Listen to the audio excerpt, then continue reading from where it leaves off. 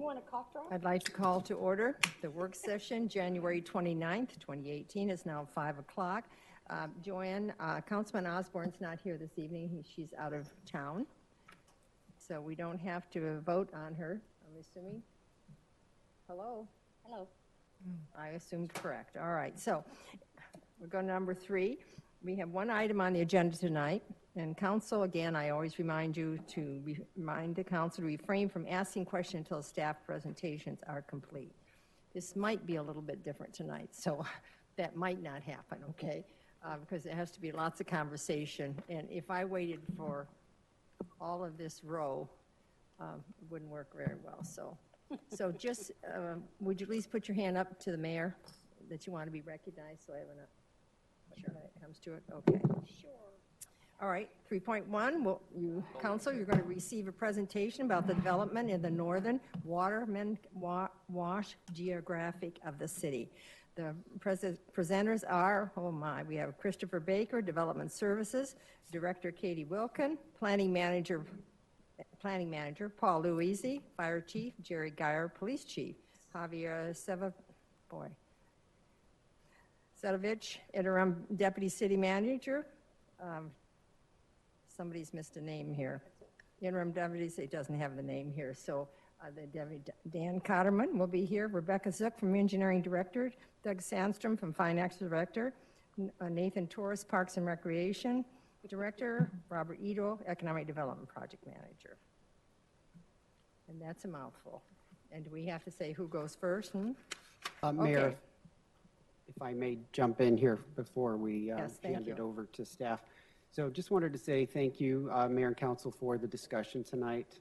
Staff is here because we need your policy direction as it relates to development in the area of the city that we've referred to as Northern Waterman Wash. And as you will see in this presentation, this is a team effort. And that's because development touches all of the departments you see here, and city services are affected by it. Staff worked hard to provide a comprehensive overview so the council has all the information needed to set sound policy direction. Council has the authority, ability to alter, create, and establish policy direction for staff, and staff will work diligently to implement whatever that direction is tonight. And lastly, based on the direction provided tonight, there may be amendments needed to several planning documents, and so staff will then go back and update those various planning documents and bring them back if that's the direction we receive tonight. So with that, I'd like to turn it over to Christopher Baker. Thank you, Dan. Mayor, Council, good to see you this evening. Thank you for giving us, all of us, the opportunity to present this to you just tonight. For the people listening, just to your position, I said it before, but yes, ma'am. Please. Christopher Baker, Development Services Director.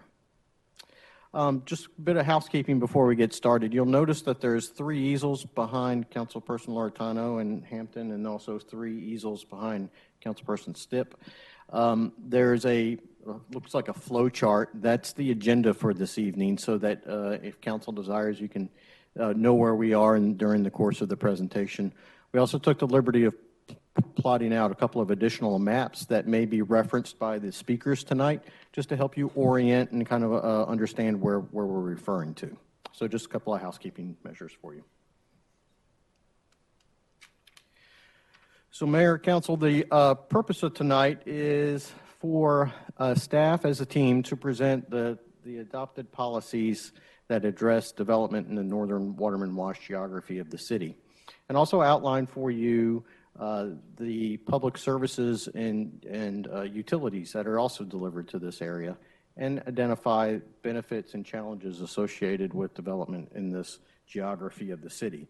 And our desired outcome for tonight is that we really, as a team, desire to align ourselves with council policy and direction, and that we as staff have had interest from the development community since the economy has had a resurgence in moving forward with projects in this geography of the city.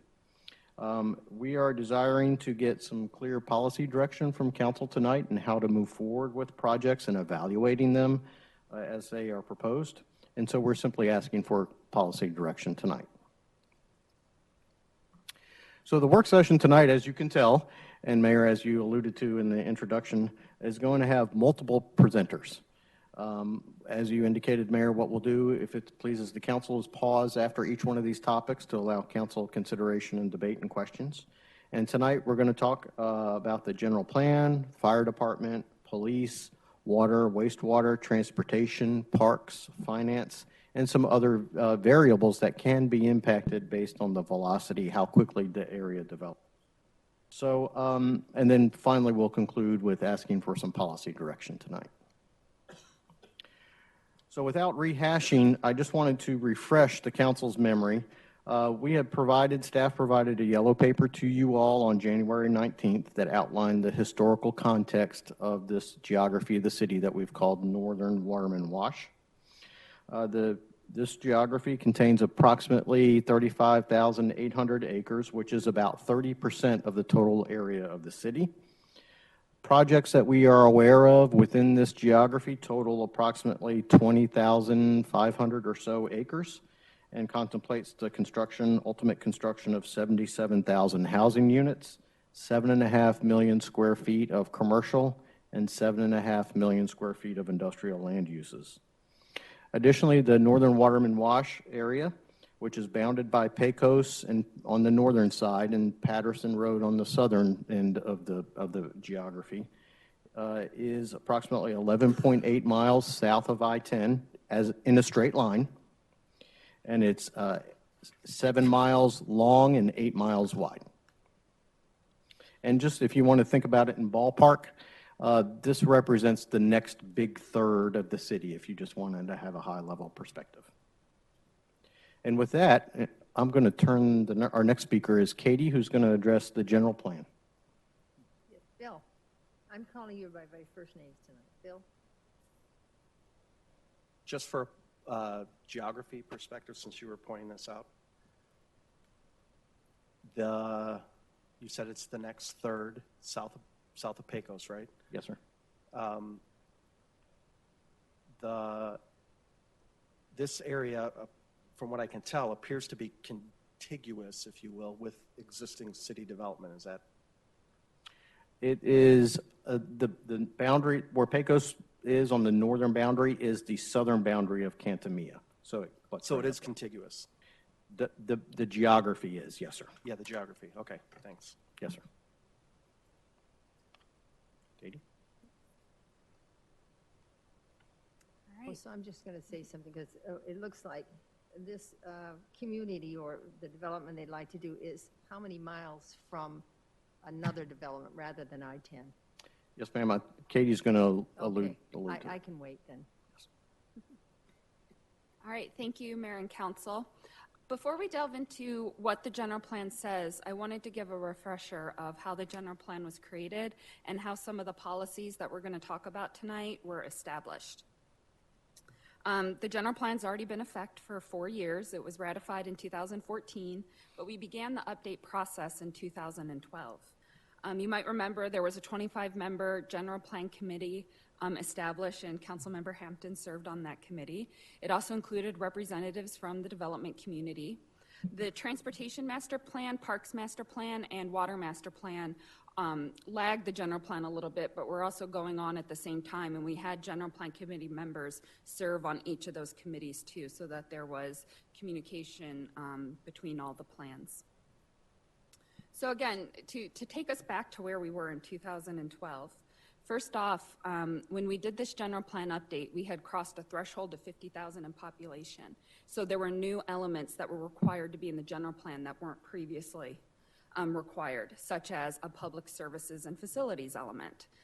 There are other elements that we had before, such as cost of development and growth policies that are required to be in the general plan. So we were looking at our growth and development in a new way of being attuned to the public services and facilities that would need to be provided with that growth. Also, in 2011 is when the state legislature passed Senate Bill 1525, which established significant changes to the impact fee rules. I don't want to steal Doug's thunder. He's going to go into that in more detail. But really what it did was it really set limits on the timing of development with relation to impact fees. In 2012, we were still coming out of the recession too, so our property values were down. I might remind you too, we added 10,000 residents during the recession. So even though this was a difficult time for us and we didn't have a lot of extra money to provide new services, we were still adding a lot of residents during that entire time. And so all that's to say is one of the things informing the General Plan Committee was, you know, they really owned the idea that growth should pay for growth, but no development is 100% self-sufficient. And some developments are more self-sufficient than others. So they were really asking the question, how do we provide cost-effective and efficient infrastructure and services? This was a big theme for the General Plan Committee. The other thing that was going on is that we did a lot of outreach to the community. We were able to talk to a lot of residents. And no surprise to the council, we heard a lot about we want more parks and trails. We want entertainment establishments and retail. We heard when's the mall coming a lot during that time. There were a lot of Estrella residents involved in the plan. And again, 2012, Safeway had only been open for about 2 years. So there were a lot of residents who were reminding us that they were coming to council a lot during that time, asking when they would get their commercial property developed in the Estrella area. And then we heard a lot about transportation needs too, specifically from the schools. You know, we heard that like there are a lot of students that can't participate in WestMec programs because they can't get transportation to these programs. So again, the General Plan Committee is also thinking about how do we achieve this vision? How do we provide all those services such as parks and trails? And then even those services we might not be fully responsible for, how can we influence getting more entertainment and retail that our community wants to see? So just like council's had a lot of presentations on these topics, we brought in economic development experts to the General Plan Committee, and they said what you've heard, we need rooftops. And we don't just need rooftops, we need concentrations of rooftops in the market areas where these entertainment and retail and other services we want to provide would be located. And so the entire general plan really took a shift from the other one and really promotes growth. We took away some of those restrictive density requirements we used to have, and we generalized the land use plan, which we can go into in just a minute, to make it a little easier for development so we could respond to market changes easier, respond to what developers are asking us for. And that's one reason why you've been seeing a lot of amendments to the zoning ordinance in the last couple years, because we've been implementing the general plan and making those changes and then working with developers such as those in West Goodyear to try and respond to these market changes we're hearing about and change the rules to what they need. And luckily, the general plan set that stage, so we're able to do it through zoning text amendments and similar types of amendments. However, the growth projections for this area, northern Waterman Wash and further south, showed little, if any, growth before 2035. And there's, at the time of the general plan adoption, there were 60,000 zoned unbuilt lots north of Pecos Road. And even under our most aggressive growth projections in the general plan, we weren't anticipating even using half of that lot inventory. And just a note, we are actually growing a little slower than we thought in the general plan.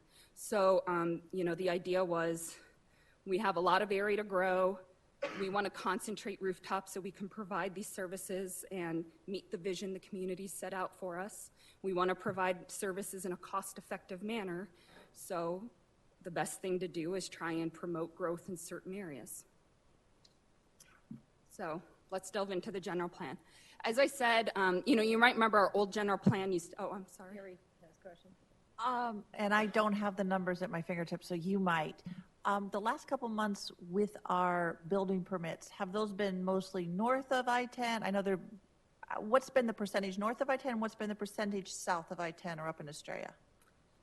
Thank you. I don't know exactly, but I think for a while it's been about a third north of I-10, about a third in central Goodyear, kind of Canyon Trails type area, and about a third in Estrella. Okay. Does that sound about right? Yes, Katie, that's right. It breaks down roughly about a third, a third, a third. So Australia's about a 30%, 33% of our permits, and it breaks up like Katie alluded to.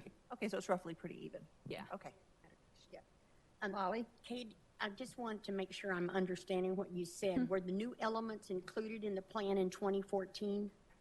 Yes, Okay, so all of the new ideas are now in that plan correct. so that we could move forward?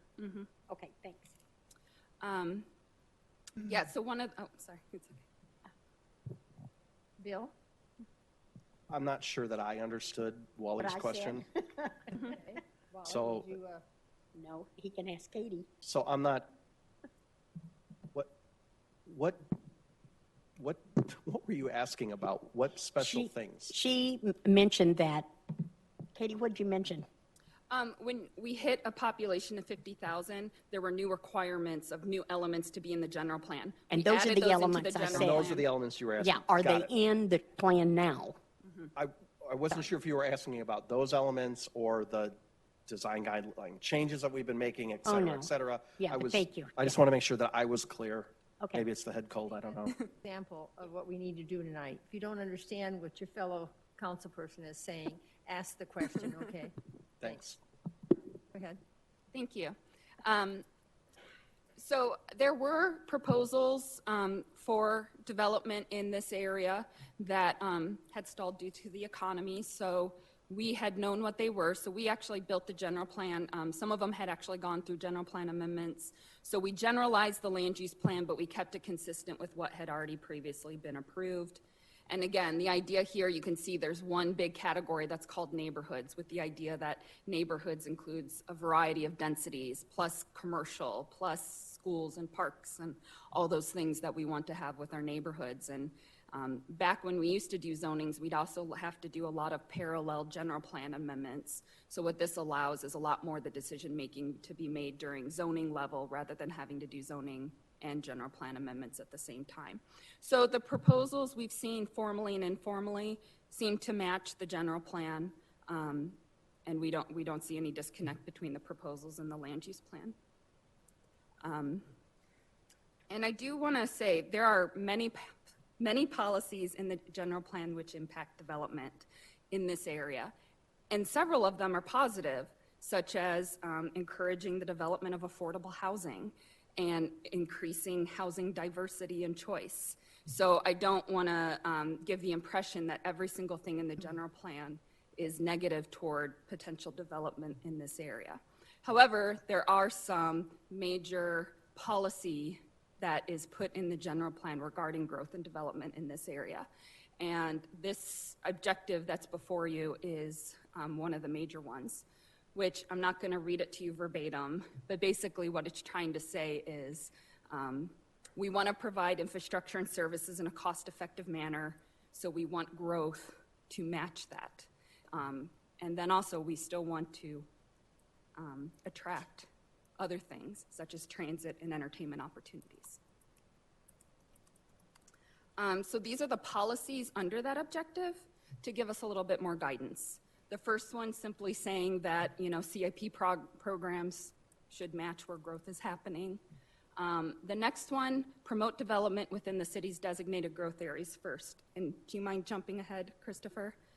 Under that, we tried to describe the growth areas. And I want to be clear, the point of this wasn't trying to be prescriptive and say, you have to match this exactly. Because I know we've been looking at the areas within a quarter mile of residential development.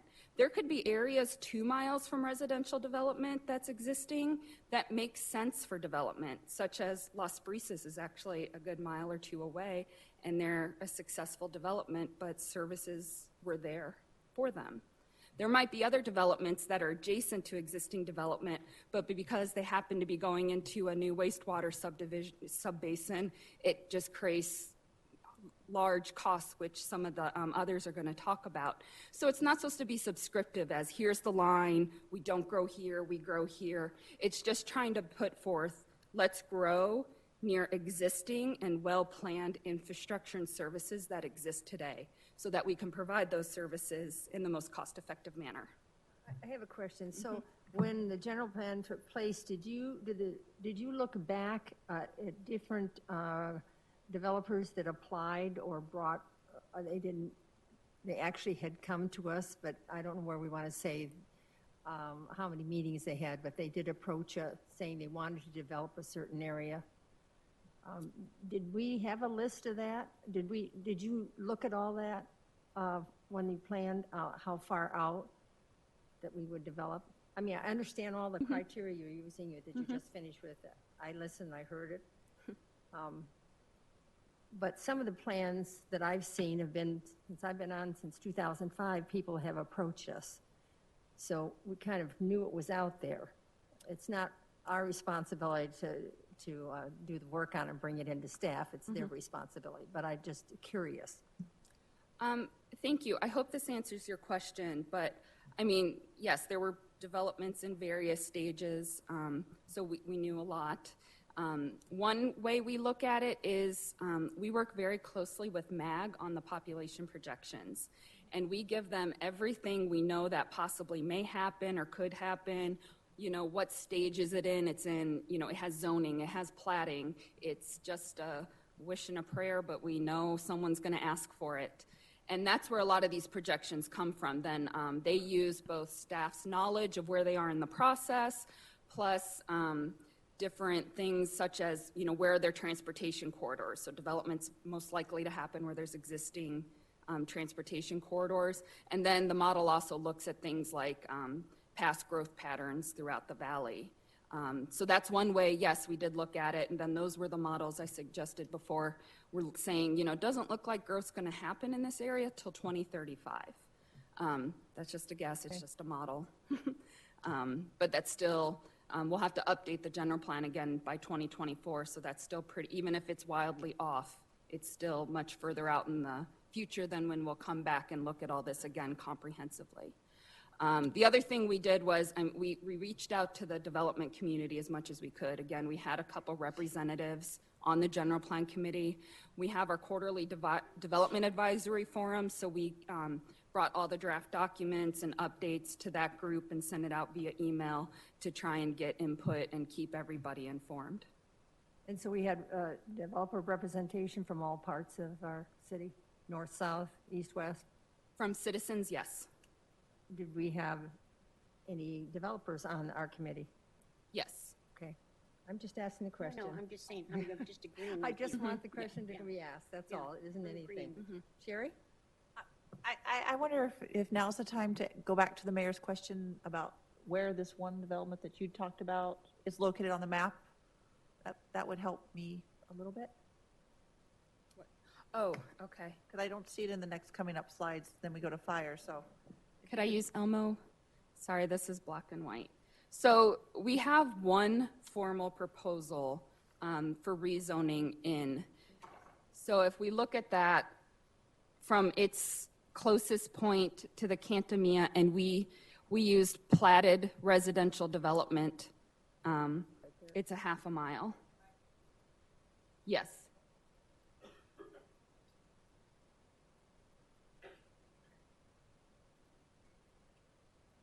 So Katie, while you're there, show me Cantamia, please, because I really can't see either one of the maps.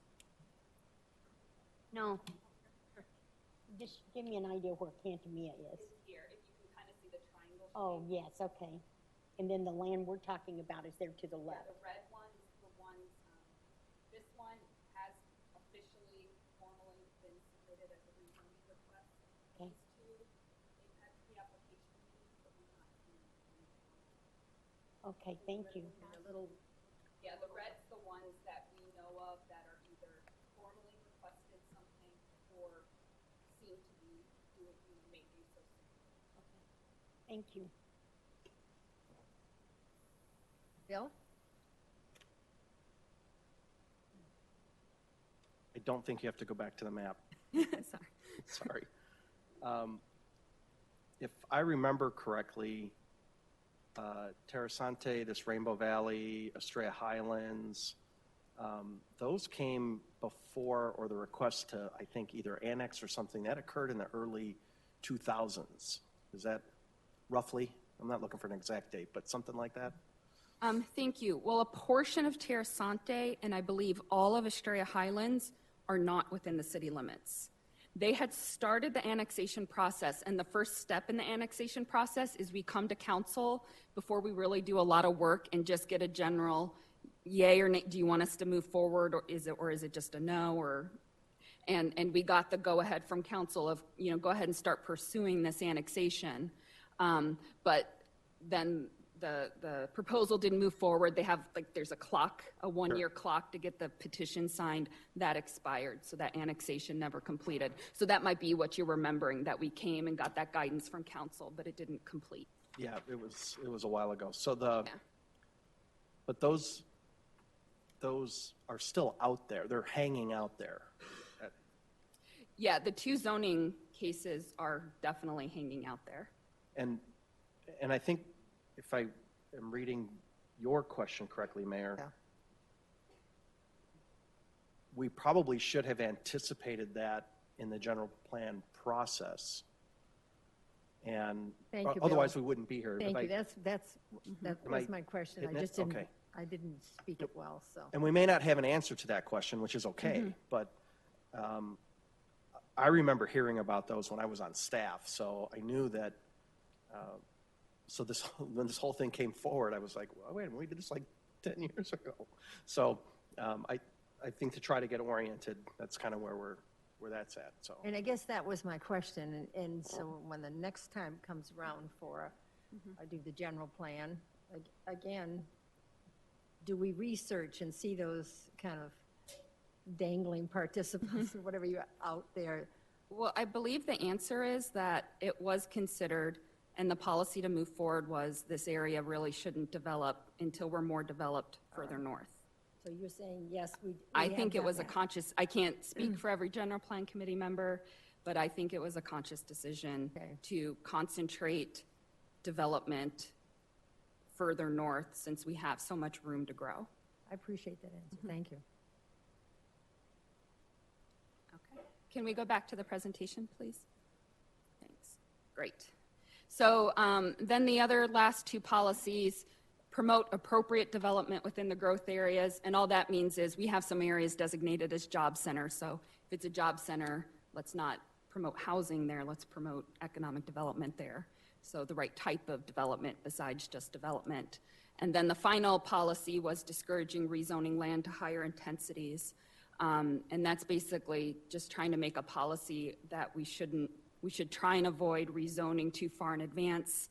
An example might be the rezoning case we just heard last Monday that was originally zoned in 1988 and then zoned in 2008 and then 2014 and then again just last week, that when we zone so far in advance, we just don't know what the market conditions are going to be ahead when we're so far ahead of development. So the policy recommendation is to zone just before development.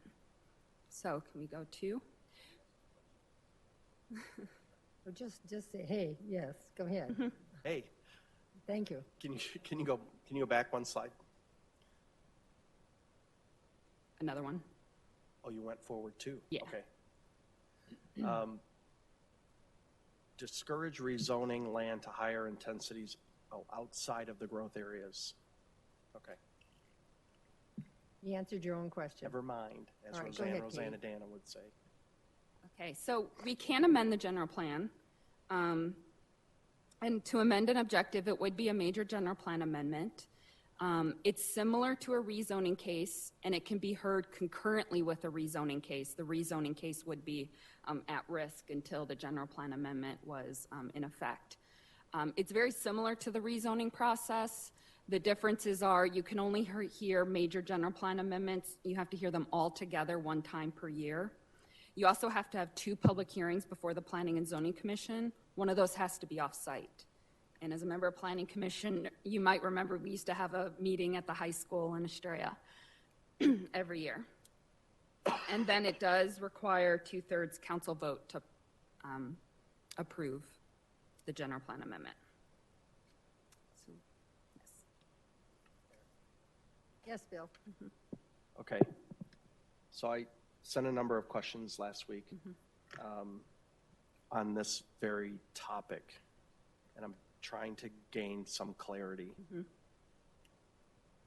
If you'll remember my strategic planning questions, it's very similar to that.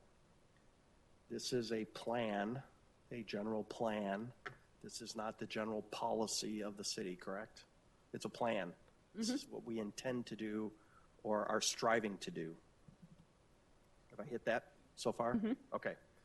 And I don't mean this to sound like an interrogation. So throughout so far, we've used the word policy, but the language says objective, and there's a huge difference between a policy and an objective. An objective is something we're striving for, so I'm getting the parallel there. But a policy is we are going to blank. So I'm confused by that terminology and what we're talking about, because this slide says if we want to do something outside of the 2 slides ago, we need a general plan amendment. And I'm not seeing the wording in those objectives that it just says, and I think I put it in my email, encourage or discourage, but it doesn't say you can't or it doesn't say you can. So from a public policy perspective, how do we manage that? Thank you. That's question 1. Yes, that's a great question, and I think I have the answer on the next slide. Oh, okay. I appreciate you asking now, so I know how to go through this slide.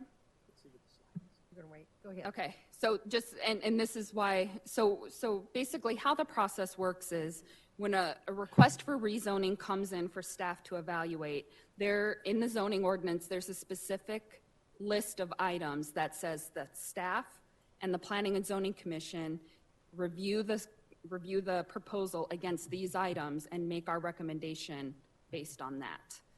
Staff and Planning and Zoning Commission are recommending to City Council. You are the decision makers, and you can make the decision that you feel is appropriate.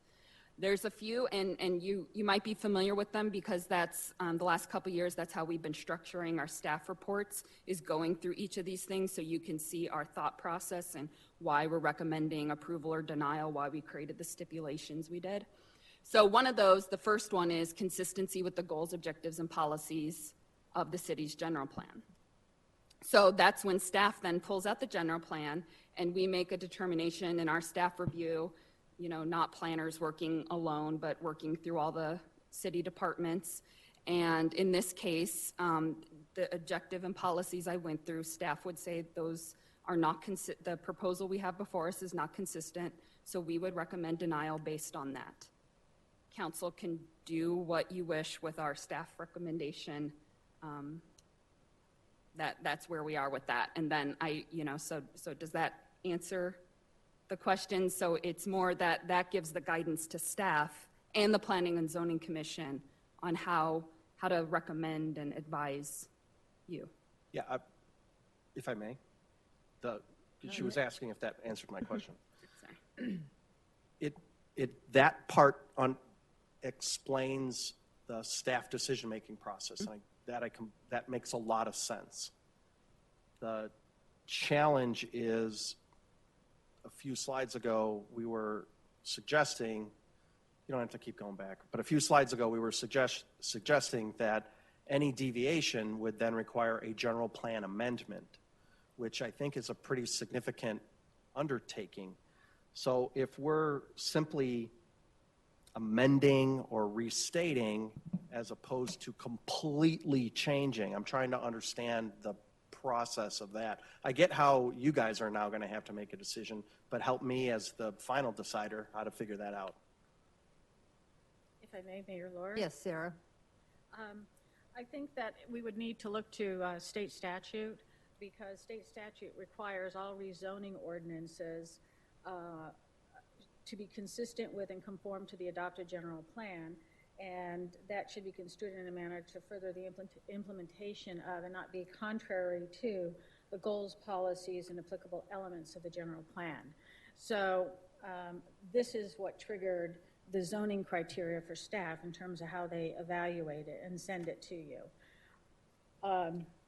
So to the extent that the objectives, the goals, and the policies are inconsistent, then they would need to be amended. policies. If it's just straight policies, then, you know, it's a minor amendment. It's a little easier process. But if it falls within a major amendment, which would be involving any kind of objectives, goals, vision, then it would be a major amendment. So using this as the example, this says focus new growth, which is a pretty broad statement. It doesn't say you have to. Your goal, your new growth doesn't have to be. It just says you should focus on that. So if we elect to deviate from the perceived policy based on that objective, that to me does not appear to be major. Well, Do I need to go to law school? well, I mean, it is identified as an objective, and if you look at, you know, I mean, if you have to look at the general plan in the totality and look at some of the, you know, the vision for it. And I think in this case, although it's, you know, it is saying this is where we want to focus our new growth opportunity, I think that the General Plan Committee did an amazing job in trying to provide a lot of flexibility because, you know, for instance, I think Katie used an example, you know, if a neighboring development had developed and you could, you know, it could be served, even if it was a little more than a quarter a mile away, that policy you could probably waive because you're busy with the, you're meeting the general objective of it. So the policies are designed to try to show you how to implement the objectives, but the objective is, at least in this current state, you know, to focus growth areas in where you can where you're minimizing operations and maintenance costs. All right. Sorry that took so long, but thank you. Thank you, Sarah. Just stay there in case Joe, because Joe had a question. Go ahead, Joe. Thank you, Sarah. That was a great explanation. No, stay there. I just want to make sure I understand. Based on our current policy, based on state statute, if I hear all this back and forth and I clearly understand it, we would need to do some type of an amendment to the general plan, and in zoning, we could probably do those two together before we could move forward on this particular development. Am I understanding that correctly? Yes, but your rezoning has to be consistent with the general plan amendment, and so you might have a delayed effective date, and it may not, you know, might not become effective. You could craft an ordinance that would provide for a delayed effective date until the general plan was amended, and then put a date certain. If it's not amended, the ordinance doesn't go into effect. You could do it that way. So there's, okay, make sure I understand you then, even if you did that, because you got to have a vote, you have to have the two meetings and et cetera, it'd be kind of difficult to line them both up at the same time unless you put some, I guess, triggers within the general plan amendment, but they have to go hand in hand at some point. Is the opinion that, based on us and state statutes, Yes. what I'm hearing, again, if I understand it correctly, we need to do that first. That would be the preferred method, is amending the general plan to come up with, you know, different objectives and how you define this. Okay, I just want to make sure I understand what's going back and forth. But you could do it the other way. You could do it concurrently and have triggers for the zoning ordinance that it just never effective unless the general plan is amended. I got you. I Okay. do want to throw this in. I do know that, Council, I do know that, I was looking at the dates when the general plan was taking place, and I do believe the consensus of the council, which has got to be somewhat making people apprehensive on the general plan, that we wanted infill. I remember distinctly that was our message. Does anybody else here remember that during this time? Mm-hmm. So that does, you know, that does make it a little difficult when a group is getting together. I just, in working up with a policy or looking over the city, because we were very, and I remember you, Joe, you were very adamant on it. So as we develop this conversation night and see where we're going to go, that was one of the star points of what this council. Yes, Joe. You're right, Mayor. My concern's always been, especially as we start going out, is if development's covering its cost, which means water, sewer, fire, police, et cetera, and all those demands for services. That was my concern. That's why my focus was infill, because we already have those services where the infill is. My question is, if I just didn't want all of it to be on, I didn't want to be on the city's dime as we went out, and we've had some development in which I voice, kind of dissenting against it because of that, because of all the hoops we had to do to get that to happen. But my concern is to make sure if we have development is that it covers those costs, because we can't afford to add all those capital improvements on. Sure. But you're right, infill Go was. here. Sherry?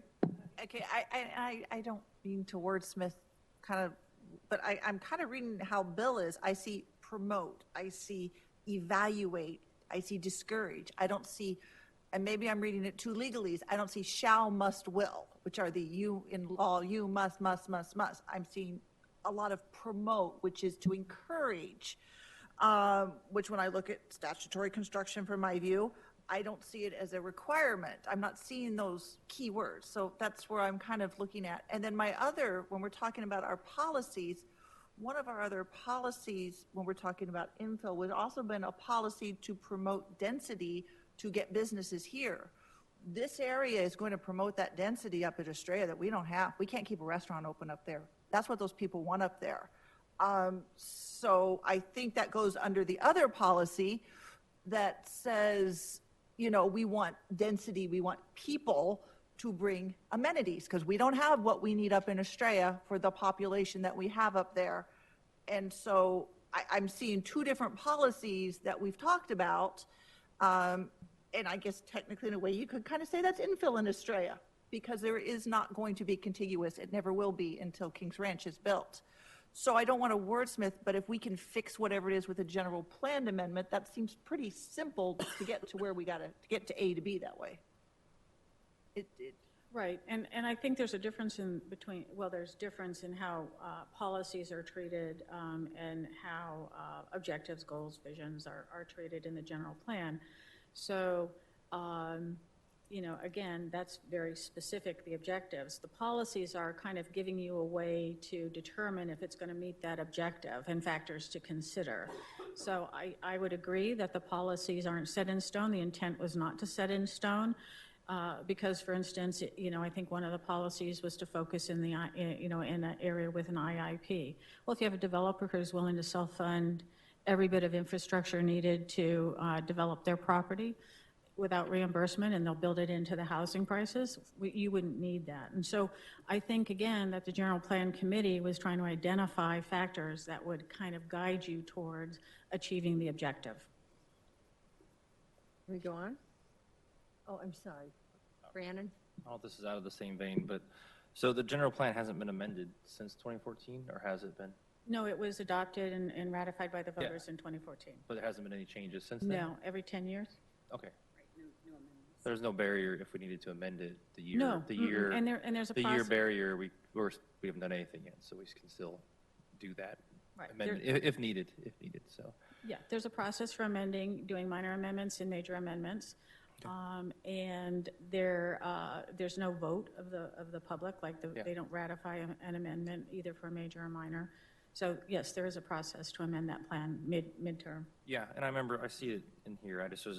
I wasn't here a year ago. I couldn't remember if we were already within a year amendment window that we had to wait for. So, and then general plan. I remember we were promoting infill, but I think we also didn't want like hopscotch.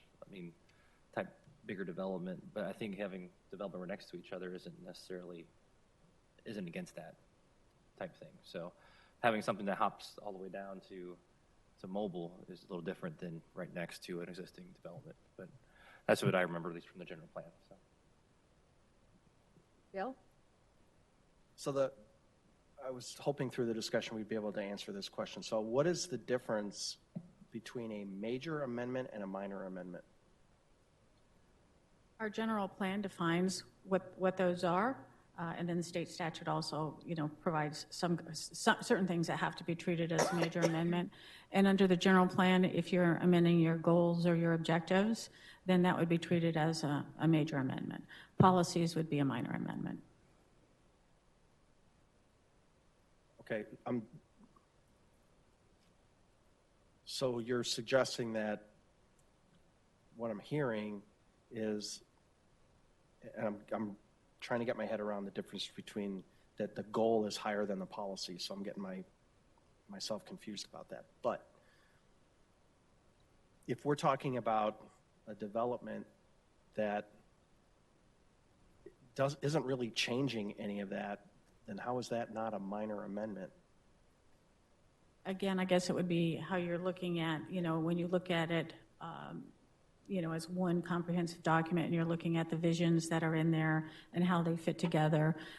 I think that what Councilman Hampton was referring to was, the kind of trying to avoid leapfrog development so that we had different service areas in the city.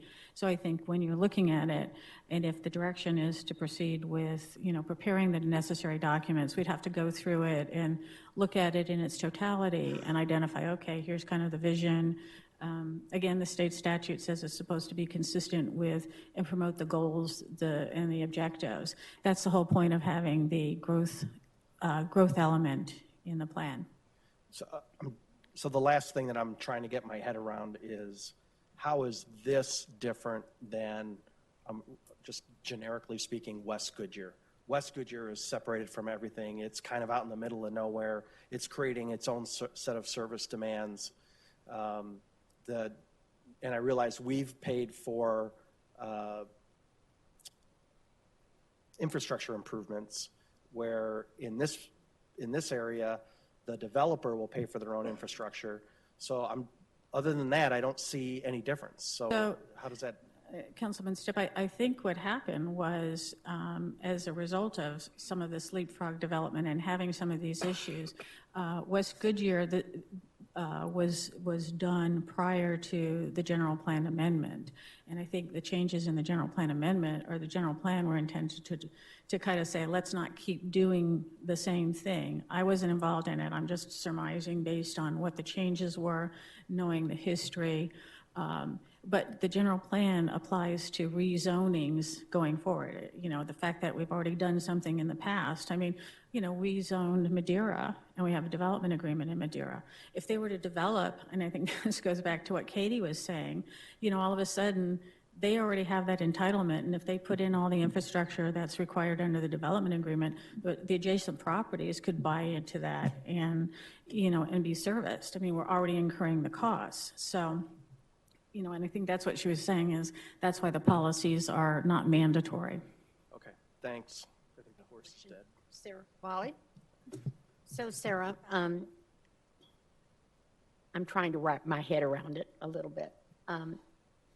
You said that some of these developments were before the general plan? The most current version of the general plan. 2014, when we added the new elements to it that were required by law. Mm-hmm. So could we, in fact, do the same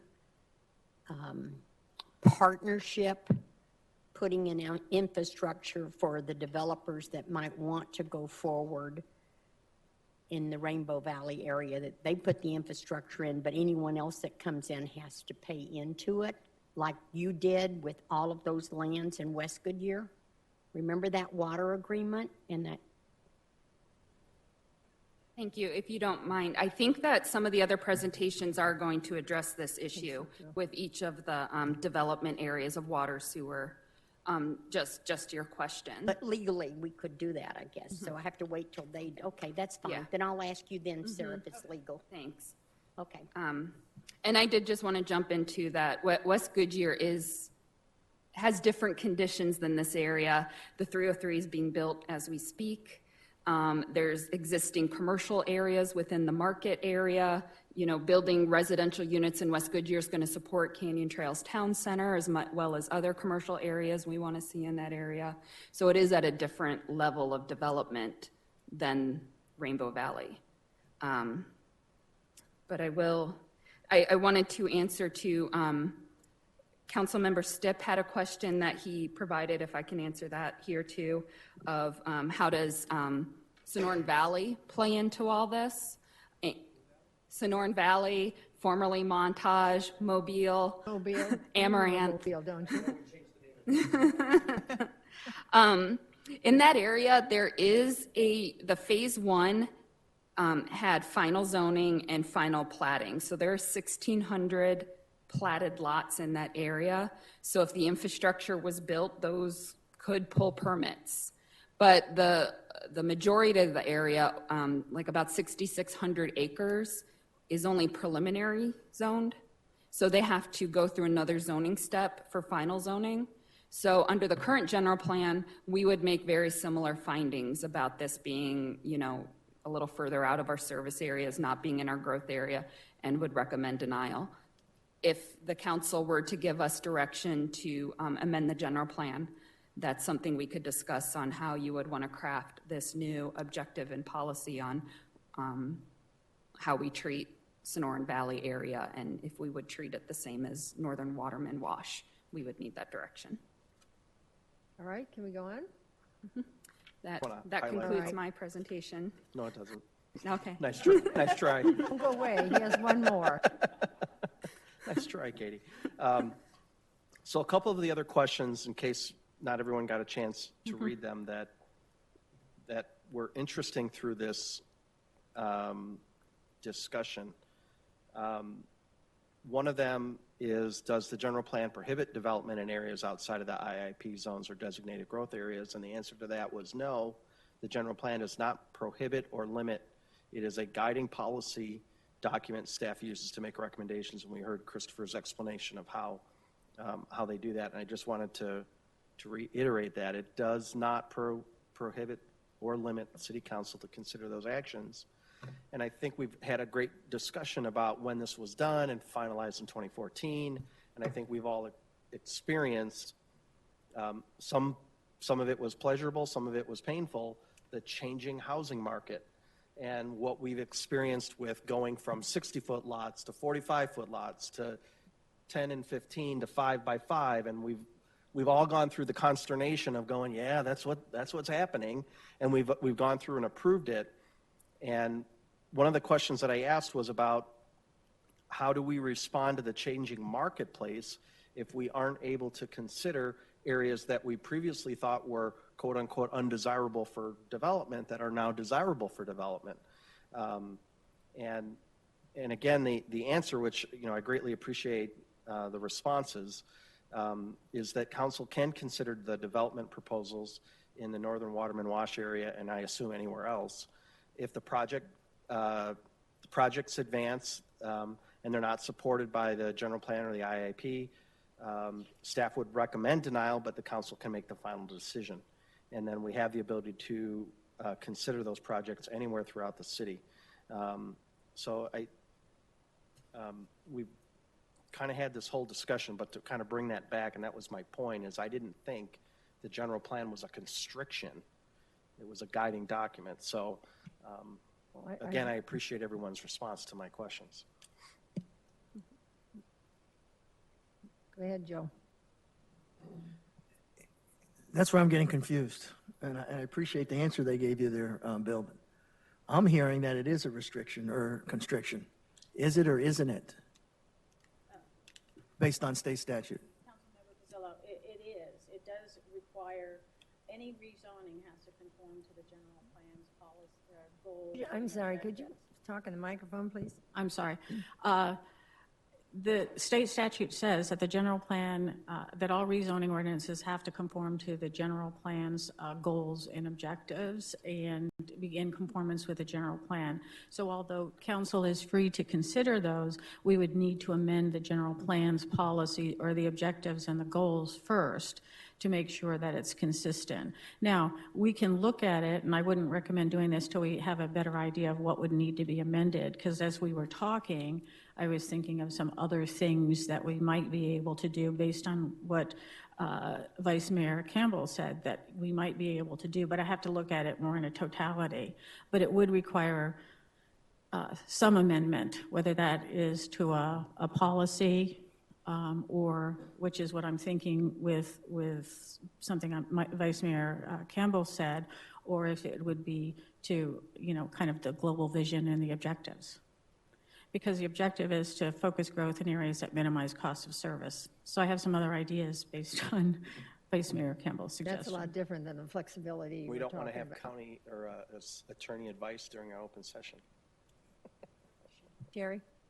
And so if we do go through, this amending process, can we make it broad enough? Because I think I'm feeling a lot like Bill, that we're cutting our nose off to spite our face with some of these really good ideas that I don't think we realize we're going to tie our hands. So if we do it, is it able to, when we make the amendment, make it broad enough Well, to open it up? no, Councilmember Loretano, I think that there is a growth element so that, the legislature clearly wanted to prescribe, some direction in how a city was going to grow. And I think it wasn't, as my recollection is that it was some outgrowth of the leapfrog development that was occurring. And so I think that you have to have some objectives and in terms of what you're going to, what your overall philosophy is. I think that the current objective states that, have some ideas that, some policies that we can adopt that would further that same objective that we might be able to employ. But I need to look more closely at the document in its totality. So are we ready to get on with the next presentation? I think we need to, because I think it's going to fill in some of your questions and you can put it all together, because it's just not on this portion. This is just a small portion of it, and it's filling between the lines. So I'd like to go on to the next presenter.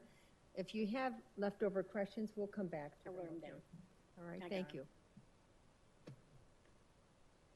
Next. Good evening, Mayor and Council. Paul Louisi, Fire Chief. Tonight, I just wanted to direct you towards the map that I left with you, just as a frame of reference. As I'm speaking, you can kind of refer to that. On the map, as you see in the northern portion, you'll see our fire station 182. That's a current fire station for us. Off to the west of that station, at about Arlington and South Tuthill, Rainbow Valley in between there, is Buckeye Valley Fire Station 326. And then our proposed fire station that's in the planning process would be Fire Station 186, which would be generally located in Estrella Parkway and West Willis Road. So tonight, as we consider this area, in 2017, we did a fire station study that did not contemplate a rise in call volume south of Pecos Road until between 2025 and 2035. Is when they projected to see a rise in call volume. So the study did not specifically look at this area to where to plot out stations. And that kind of alludes to what Katie had said previously about the time the population would start to enter that development of that area. So the planned station, Fire Station 186, would be about 6.3 miles away on Rainbow Valley Road. And I just simply did that on Google Maps, and that would be to a point at, say, West Ocotillo Road would be about 6.3 miles away just by going down Rainbow Valley Road. From a response times perspective, this was a council priority based on the draft strategic action plan, and also in the 2017 fire station study, we really wanted to focus on maximizing that 5-minute response time, that total response time of 5 minutes. Without resources in this area, we anticipate an increase in response times based on how the development in the roads are aligned in the future. From an automatic gate perspective, Buckeye Valley, as I showed you, is really our closest auto aid partner. And at that station, they do have one engine at Rainbow Valley and Arlington Road.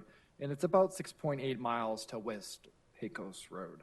And again, that was by Google Maps. And then the closest command officer and ladder truck for the city of Goodyear would be Battalion Chief 181 and Ladder 181, which are about 15 miles away from West Pecos Road. Currently, they're housed at about Saraville and Yuma, just a point of clarification. Emergency communications in this area would be considered difficult. There is infrastructure currently in that area at Rainbow and in Willis. But we know that we would need future infrastructure to help support the radio communications down there. And this could be a shared facility with the police department. In 2008, we actually had a public safety master plan that was completed, and a minimum of 2 additional stations will be needed in the North Waterman Wash geography. One of these stations we're anticipating would need a ladder truck in addition to the other station having a ladder. I'm sorry, an engine truck. When they did do the 2008 Public Safety Master Plan, I talked to staff that worked on that plan, and they did take multiple data metrics into that plan. So it wasn't just a simple response time element or a mile or a distance element that they took into account into that plan.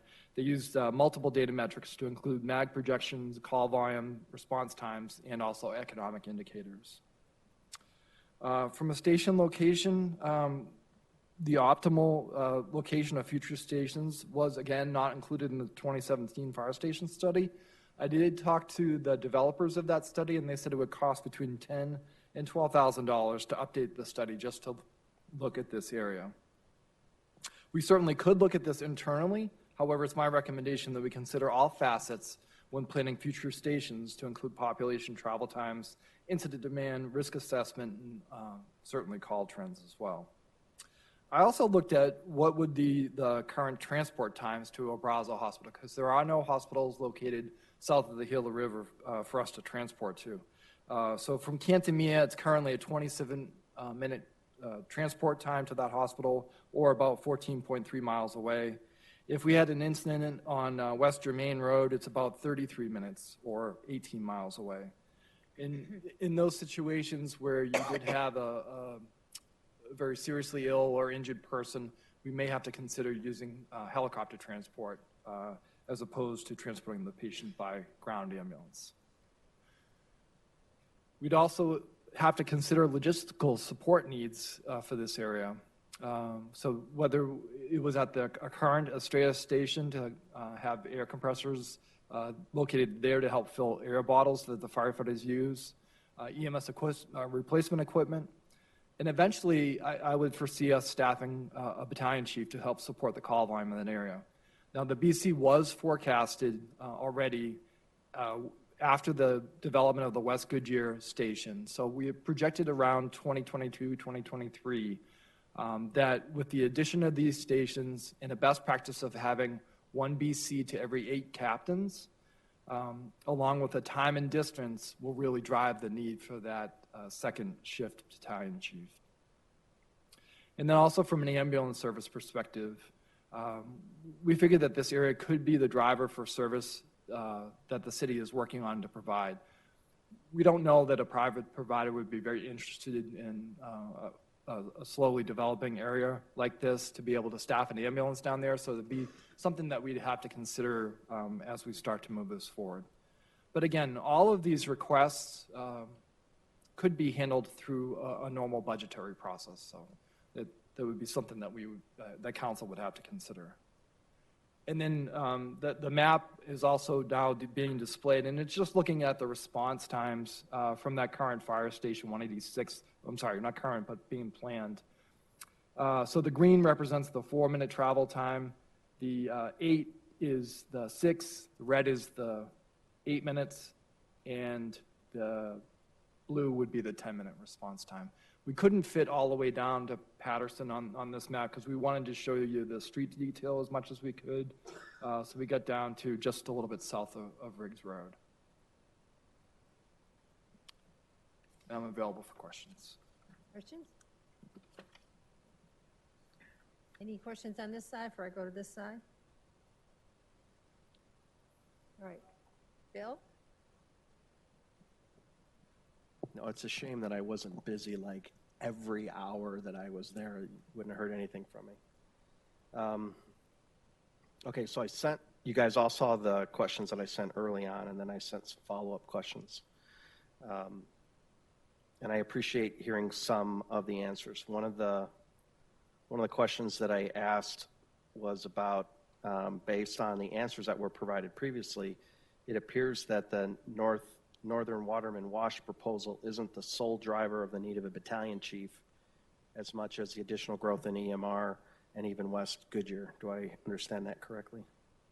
I think the North Waterman Wash from a time and distance standpoint would be a driver in the need for a battalion chief, but also so wouldn't the other stations. So it's kind of a cause and effect. If we do develop south of Pecos, we now have an extended response time for our command officers.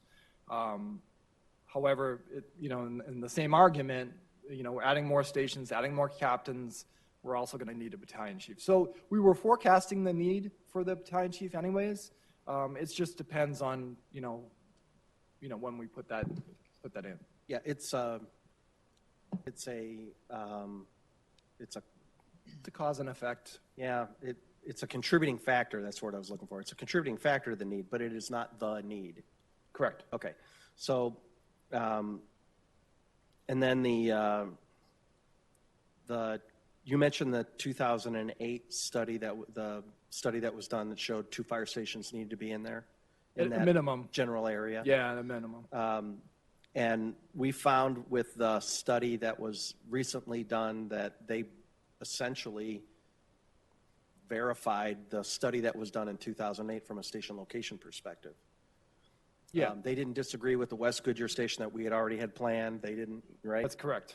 So in lieu of us having to invest additional money in an additional study to verify what we think we already know, perhaps we can plot those 2 fire stations as they identified them in that particular area, and then we can start to assign costs for that. Because if I remember, and I think Mayor, you mentioned, or somebody did, it might have even been Katie, when we had the conversation about these IIPs and we drew the line and we said, what happens when?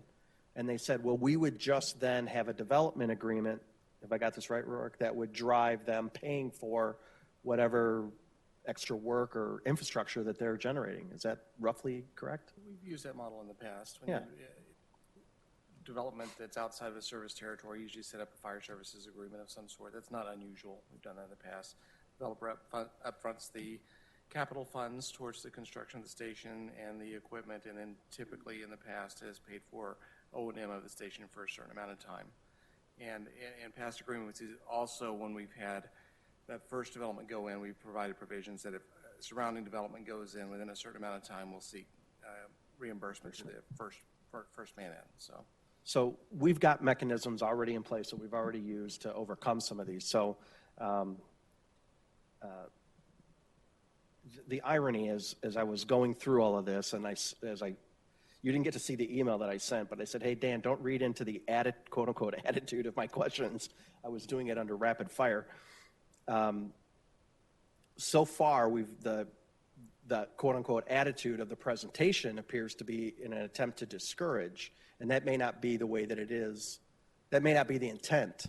And I think now, having reflected on this, I look at how I asked the questions and the manner in which I did.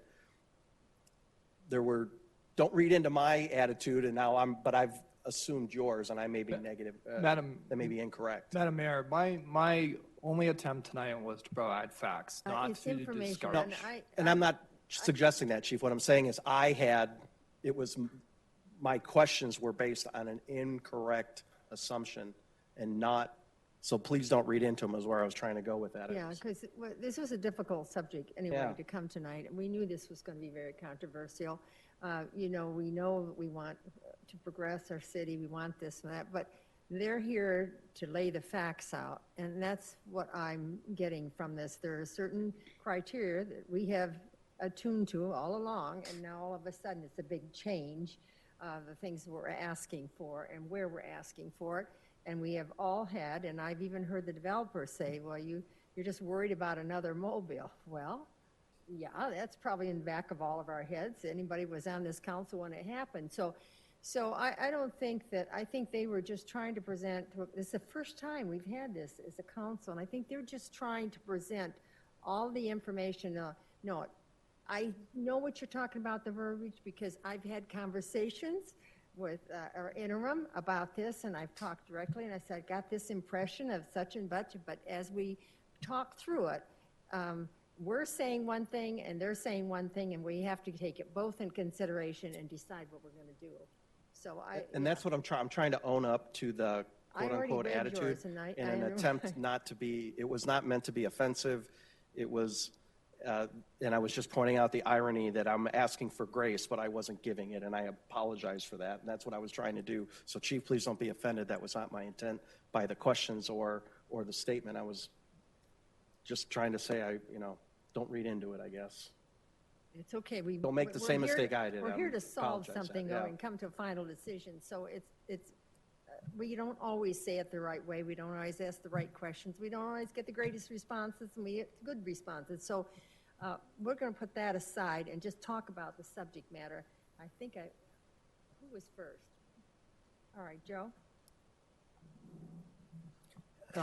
I appreciate the information on the fire. My only concern on if we go forward on any of this is that not only do we have the infrastructure in place to meet those response times, and again, for mobile's sake, and regardless of the financial wear for any of the backers, like mobile's sake, is that we have some type of mechanism, whether it's a insurance policy, I don't know what the legal term is, protectors to ensure that whatever the agreement is, that there is a way of, for some reason, if something goes south, that we can actually pull on that agreement, whatever it happens to be, whether it's an insurance policy, a rider, or whatever you want to call it, to ensure that we have that development or that agreement, under wraps. That's all. Okay? But I appreciate the information because what I don't want to do is be short. I'd rather have it be a little bit over than to be short as it starts to grow to make sure that kind of stuff is covering. Because you know how it works. No matter what happens, once homes go in, and we had that over there in Estrella, something goes wrong, there's a fire down, next thing you know, the neighborhoods go nuts on us as far as response time. So again, I want to make sure that there's redundancy and backup, because what happens when that one station that you have down there is out somewhere, you got nothing anywhere close coming to the second one. And I know, if I'm not mistaken, over at Estrella, they had some issues where if one of them goes away, they have an incident on the football field where somebody gets hurt, they could be waiting for a long time for somebody to come in and service that individual. So again, I appreciate making sure we have all of those pieces so that we're making the best decision with as much information as possible. It's a great process. It's just not guaranteed all the time. And we know that when we see the other trucks come to our city and not our name on that truck. Wally? Thank you, Chief. I'm looking like this, so I'm not playing my game. I drew my lines so that I could verify your response times. My first thought, even before I saw your map in overlooking at all of the materials, is that we would definitely have to have an additional fire station. Yes, ma'am. If anything's built down there. And while we learn from the Mobile annexation, we now know how not to do it and how much more we need to plan for it.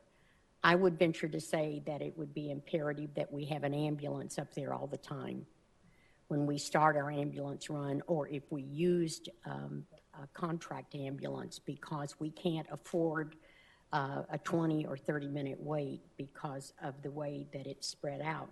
Now, in looking at this, our 186 isn't planned for 2 years, right?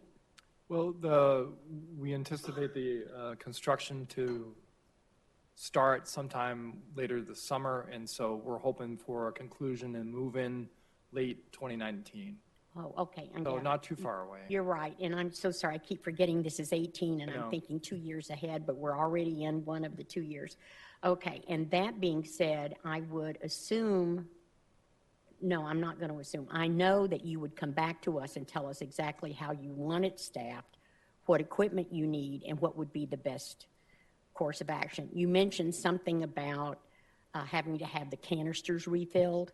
That would have to be taken care of just automatically, because we now, this would be a new city within our city. Correct. Basically, because it's so far. Yeah. Maybe I shouldn't say that. Well, but it is far. It is far away from us, and it's far away from the services that we have. So the same thing, when Chief does his, I'm going to say the same thing. We just need to plan it right, and I'm sure we'll do it. And thank you for the map and the response time. I certainly appreciate that. Sure. Sherry?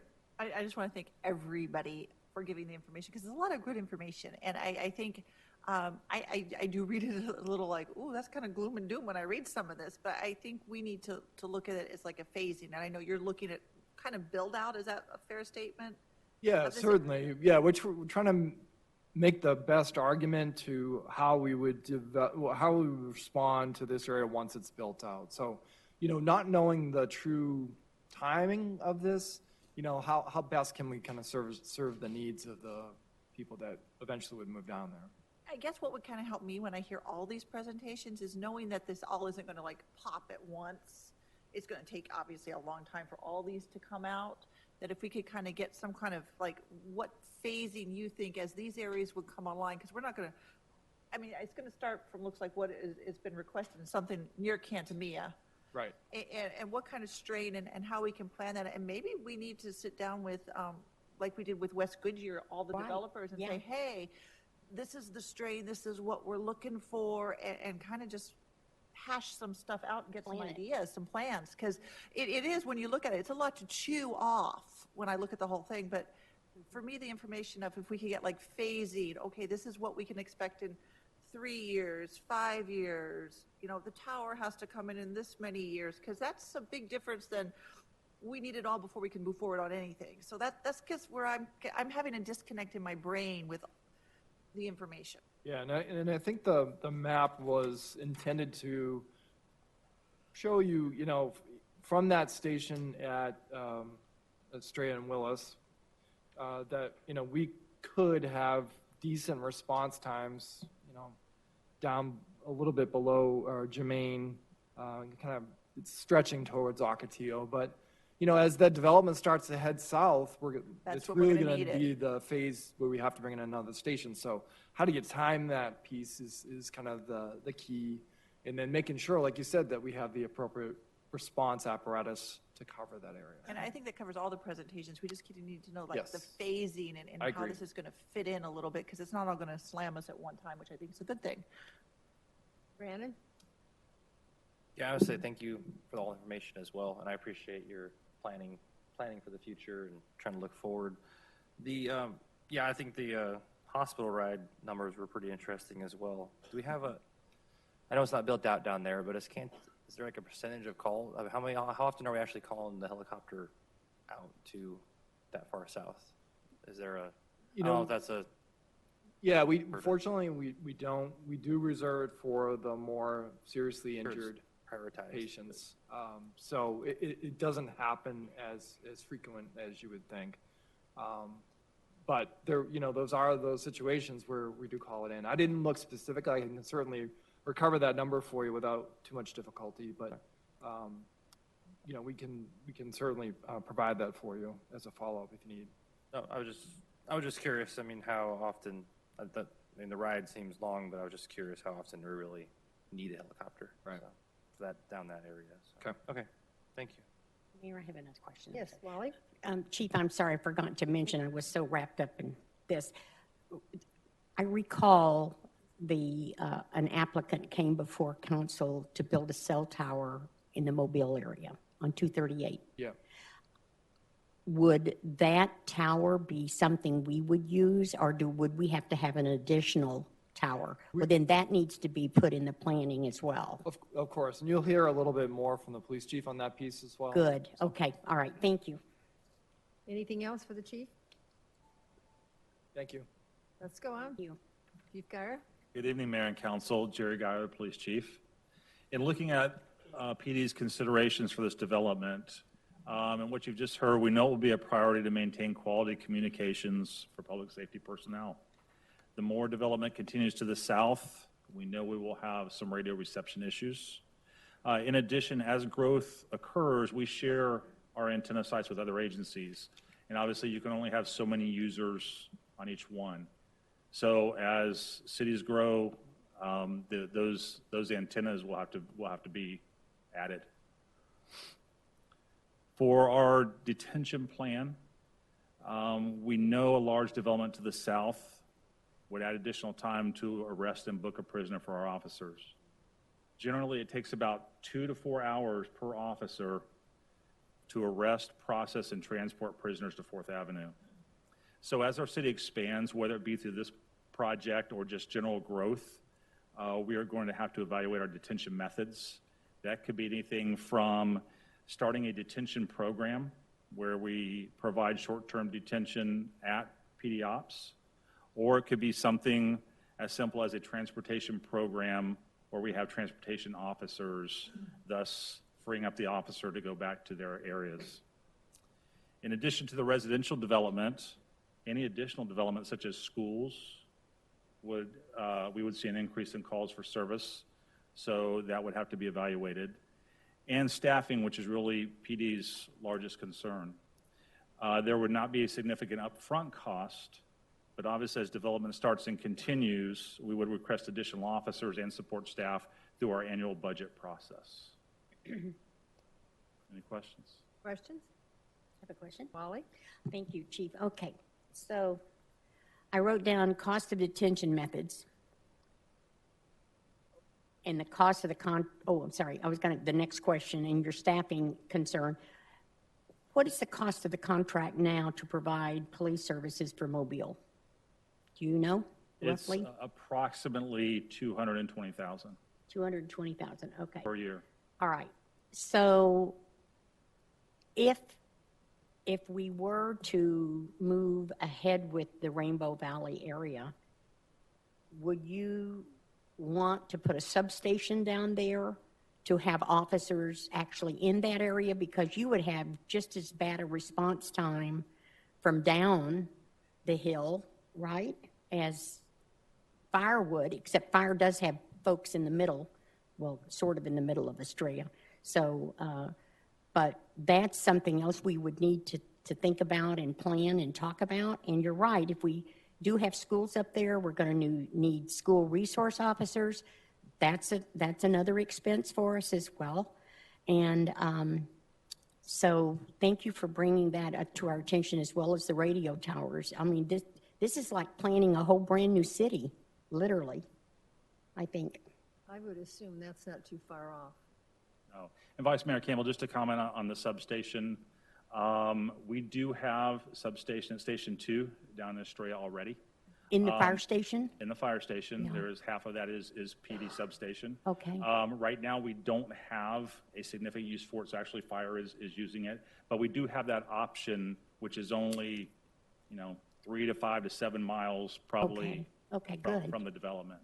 Good. Okay, thank you. Any other questions? All right. Thank you, Chief. Now we're going to hear from engineering. Oh, I'm sorry, water. Sorry about that. No problem, Mayor. Javier Sedovich, Director of Public Works, currently interim Deputy City Manager. So I want to make a reference to the information that was shared with Mayor and Council last week related to the water resources needs of the city. And I think our staff members gave you a good overview of what the long-range needs for the city will be and the intricacies of providing the assurance of water supply. Although today I'll be touching on those topics a bit, the majority of my presentation will be focused actually on the infrastructure challenges ahead of us south of Pecos Road. So I'm going to sound a little bit negative at first, but I do have areas of solutions ahead of us. So if you look at the Integrated Water Master Plan and how it looked at the geography in the North Waterman Wash area, essentially supporting growth in that area was done in the Integrated Water Master Plan from a regional approach, established centralized treatment and distribution systems for water. For this strategy to work, of course, growth has to come in a manner where the velocity and the location of growth supports the development of facing of large regional systems. That is a challenge. The Integrated Water Master Plan conceptualized regional systems south of Pecos Road, but did not develop a detailed infrastructure plan since no growth had been expected in that area for the next 10 years or more. So we give you a good overview in the plan, but we said that we would come back on sometime in the future and look at very detailed information, just like we did with planning areas 2 and 3, where the research led us to the development of our relationship with SRP as well as the concept of building a water treatment facility. When you look again at water, the logical approach for the North Waterman Wash area would be to just extend the existing utilities from the Estrella Mountain Ranch area. But there is an issue there. The sizing of that infrastructure has been designed to support growth only for that development. So at this point, there is no unreserved capacity to move water through the network of pipes to the southern area. So as you saw in our presentation last week, all of the water for the city is being produced just north of the Gila River, actually moved to the Estrella Mountain Ranch area. But the system is limited in size. It cannot move water past that development.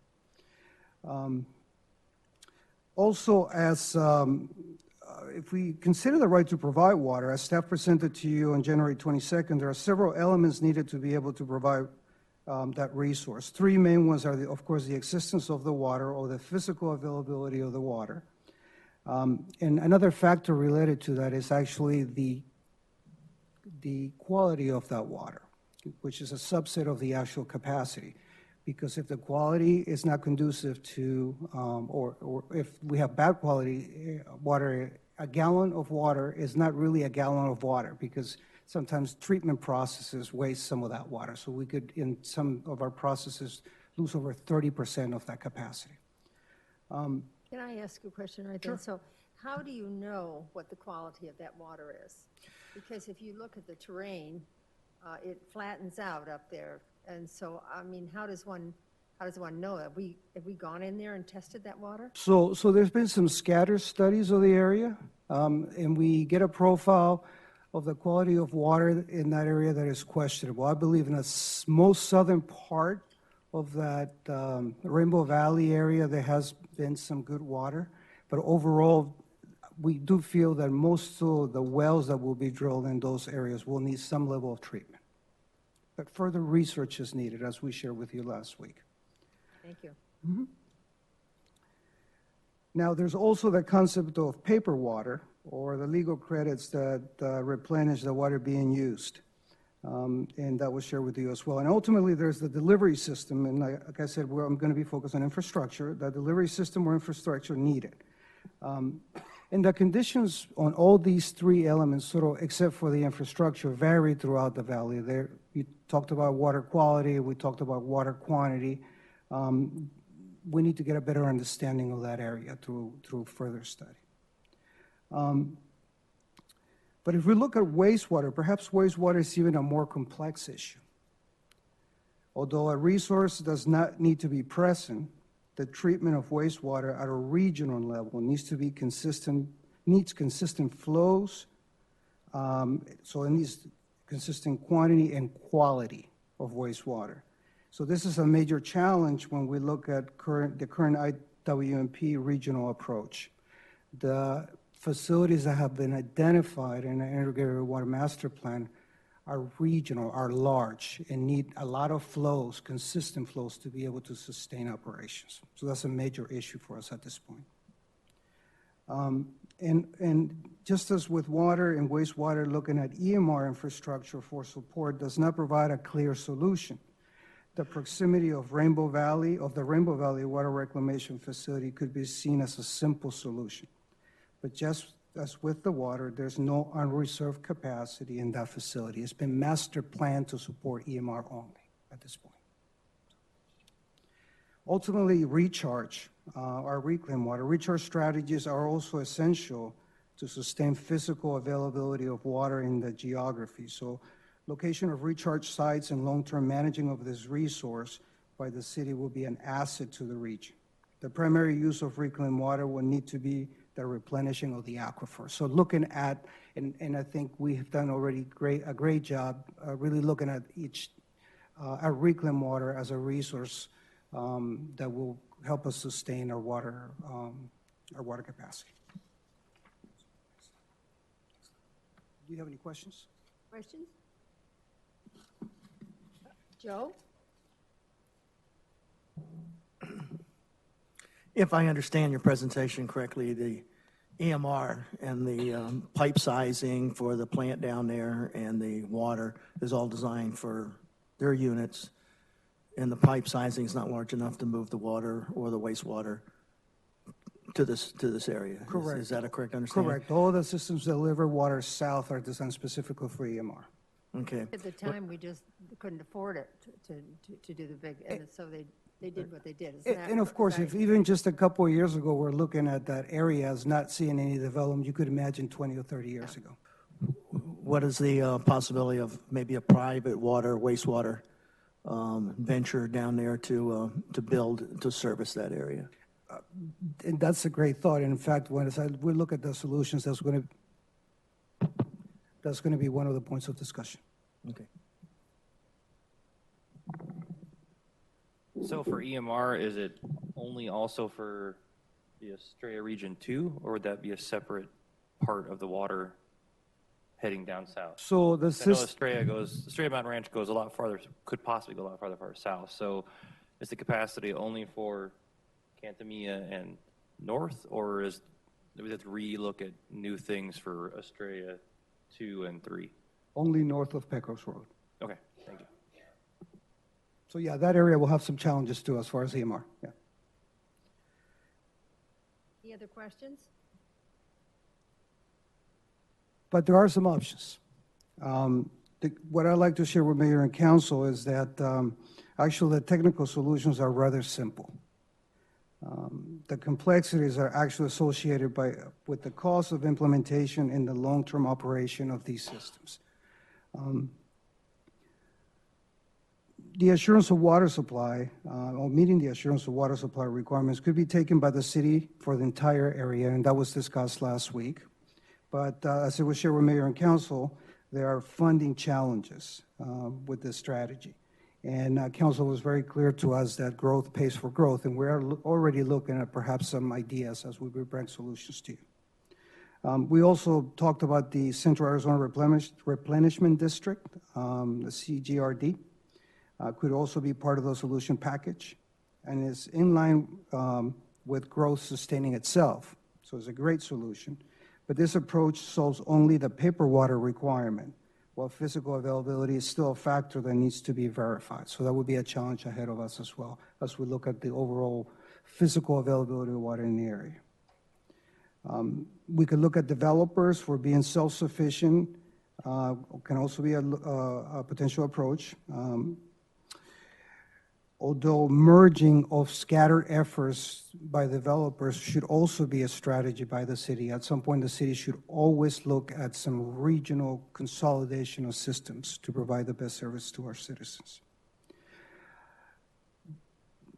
There is an approach, when we talk about regional, large regional infrastructure as compared, looking at the other side of the spectrum, at satellite systems that focus on only supporting a specific developer. Those are certainly feasible solutions at both sides, like I said, of the spectrum, but there might be a solution in between those two. Special planning areas that essentially divide the area in question in many regions, where instead of looking at large regional systems and instead of looking at very inefficient small systems, we sort of find a place in between where any developer, as part of one of those special planning areas, could essentially build any phase of that system. So that's also a way of approaching a solution in that area as well. Do we have a model of that throughout the? There are some cities that have implemented that strategy, and so part of our research would be to try to find out how well it's working for them. But there is some positive comments about that approach, certainly in line with supporting development that is not clearly understood. And ultimately, looking at private providers, either letting them fly or building some level of partnership, and using their resources to help in the development of those areas could also be another approach. This approach can be formatted in many, many ways. And one example of that is what Glendale did several years ago. In the early 2000s, the city of Glendale made a decision not to provide any water or wastewater services west of 115th Avenue, in turn allowing what they identify as viable providers to come into that area and use their resources to support development. In the case of Glendale, EPCOR and Liberty are the major providers in that area. So that is also a tool. So we would have to learn how it well is working for them and perhaps learn from what works and do even something better. But finally, I'd like to mention that none of these solutions are exclusive anyway. We should be able to look at combinations of them, because certainly that could be the answer. But the key is to bring the best value to the city will come from a clear, long-term strategy that keeps us on target. A case-by-case solution will present significant issues for those that will come after and have to fix the issues that we created. So the idea would be for us to, whichever approach we take, that is a long-term strategy that could be a guide for us. So, thank you. Wally? I'm assuming that for development to go forward, we have to have our assured 100-year water for that area. Correct. And also, this may be too far out in left field, but I was just thinking, are there any water purveyors in Pinal County that might come north? Or is there state law that says water companies can't cross counties? Or We have a defined service area, so anyone that would come into our area would have to, it would be only if we approve. okay, but other purveyors could come in if they are in fact approved. So there may be more opportunity to do a partnership with other entities than just the city of Goodyear. Correct. Okay, thank you. Any other questions? You have anything else for us? No, that's it. Thank you, Mayor. All right, let's go on to transportation.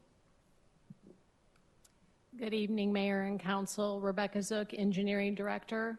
I finally get my turn. I know you thought it was me, but it was. I think they played a joke on me. They know how much I like to talk. They put me at the end. First off, I wanted to talk about the current infrastructure that we have down in this area. Rainbow Valley is the primary access way into the northern Waterman Wash area.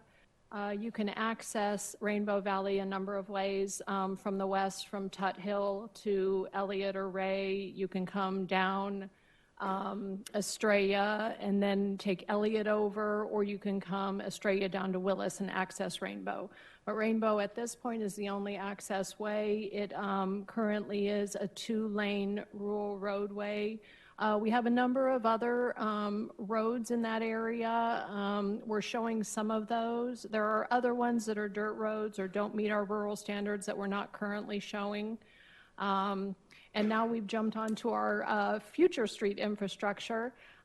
So this is a map out of our 2014 Transportation Master Plan. And as Katie had alluded to earlier, that this really piggybacked after the general plan. The area in the northern Waterman Wash was programmed. Some of these improvements were programmed in between the years of 2025 to 2035. We essentially looked in that master transportation plan at short, mid, and long-term improvements. And these improvements in that area on the northern extremes were in the mid-term, which is 2025 to 2030. And then the long-term is more in the body of northern Waterman Wash, and that was the 2030 to 2035 area. At that time, in the future, the Rainbow Valley Road section will be an arterial. It'll be a 3-median 3, and will provide service to that area, along with, again, Loop 303, which we look forward to. At this time, it is planned to be in the 2027 to 2047 ADOT plan, or what is known as Prop 500, that we'll begin talking about here within the next few months. In addition, the Sonoran Valley Parkway, which is shown at the bottom of that map, we've all spoken about that for a number of years. Again, we're happy to say that the environmental impact statement is currently in Washington, going through its final review with the federal government. But that is simply to set the corridor for the environmental piece of it. Somewhere within that corridor would be the ultimate right-of-way. At this point, there is not funding for either the right-of-way take or any construction of that Sonoran Valley Parkway, but again, we're happy to say it's moving through the system. Questions? Brandon? So I might have misheard you. So is the Rainbow Valley Road from Elliott to this area going to be in Goodyear one day, you said? It is. So Rainbow Valley Road is actually city right-of-way today. Okay. Mm-hmm. There's a section, if you look on that map, sort of the pale yellow, which comes from Elliott down to I guess, a little bit north of the Willis Road section. That pale yellow is the county, but everything else in that darker yellow color is the city, and that is the right-of-way of, if you want to go to the other map, there you go. Do you see Rainbow Valley Road there? Do you want me to? Okay. So the pale yellow on the northern portions, that's county, and then we have the majority of Rainbow Valley Road, and it is city right-of-way today. Okay. So Norton Valley Parkway would be the connection from there to Mobile? Sonoran Valley Parkway is in the bottom corner. Do you see sort of the black and white line? So it's coming further from the west and coming through our area. All right. Thank you. Gary? Okay, so the 303, I know they're having a meeting on Wednesday, I think it is. Is that for south of the river, south of 85, or is that still just going to be discussing, I mean, do we know the alignment yet south of the river, or we just still have what we want? We have our preferred alignment, but yes, that's for the section that basically goes from where we're going to finish off with the phase 3, which is around the vicinity where it meets up with SR 30 and Loop 303, and then heads south from there. So I don't know the southern extremes of that, but it does not include this portion. Okay, so this is still up in the air pretty much.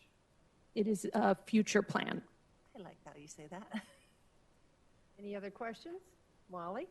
So Rebecca, our Sonoran Valley Parkway would be extending Estrella Parkway down to 238, correct?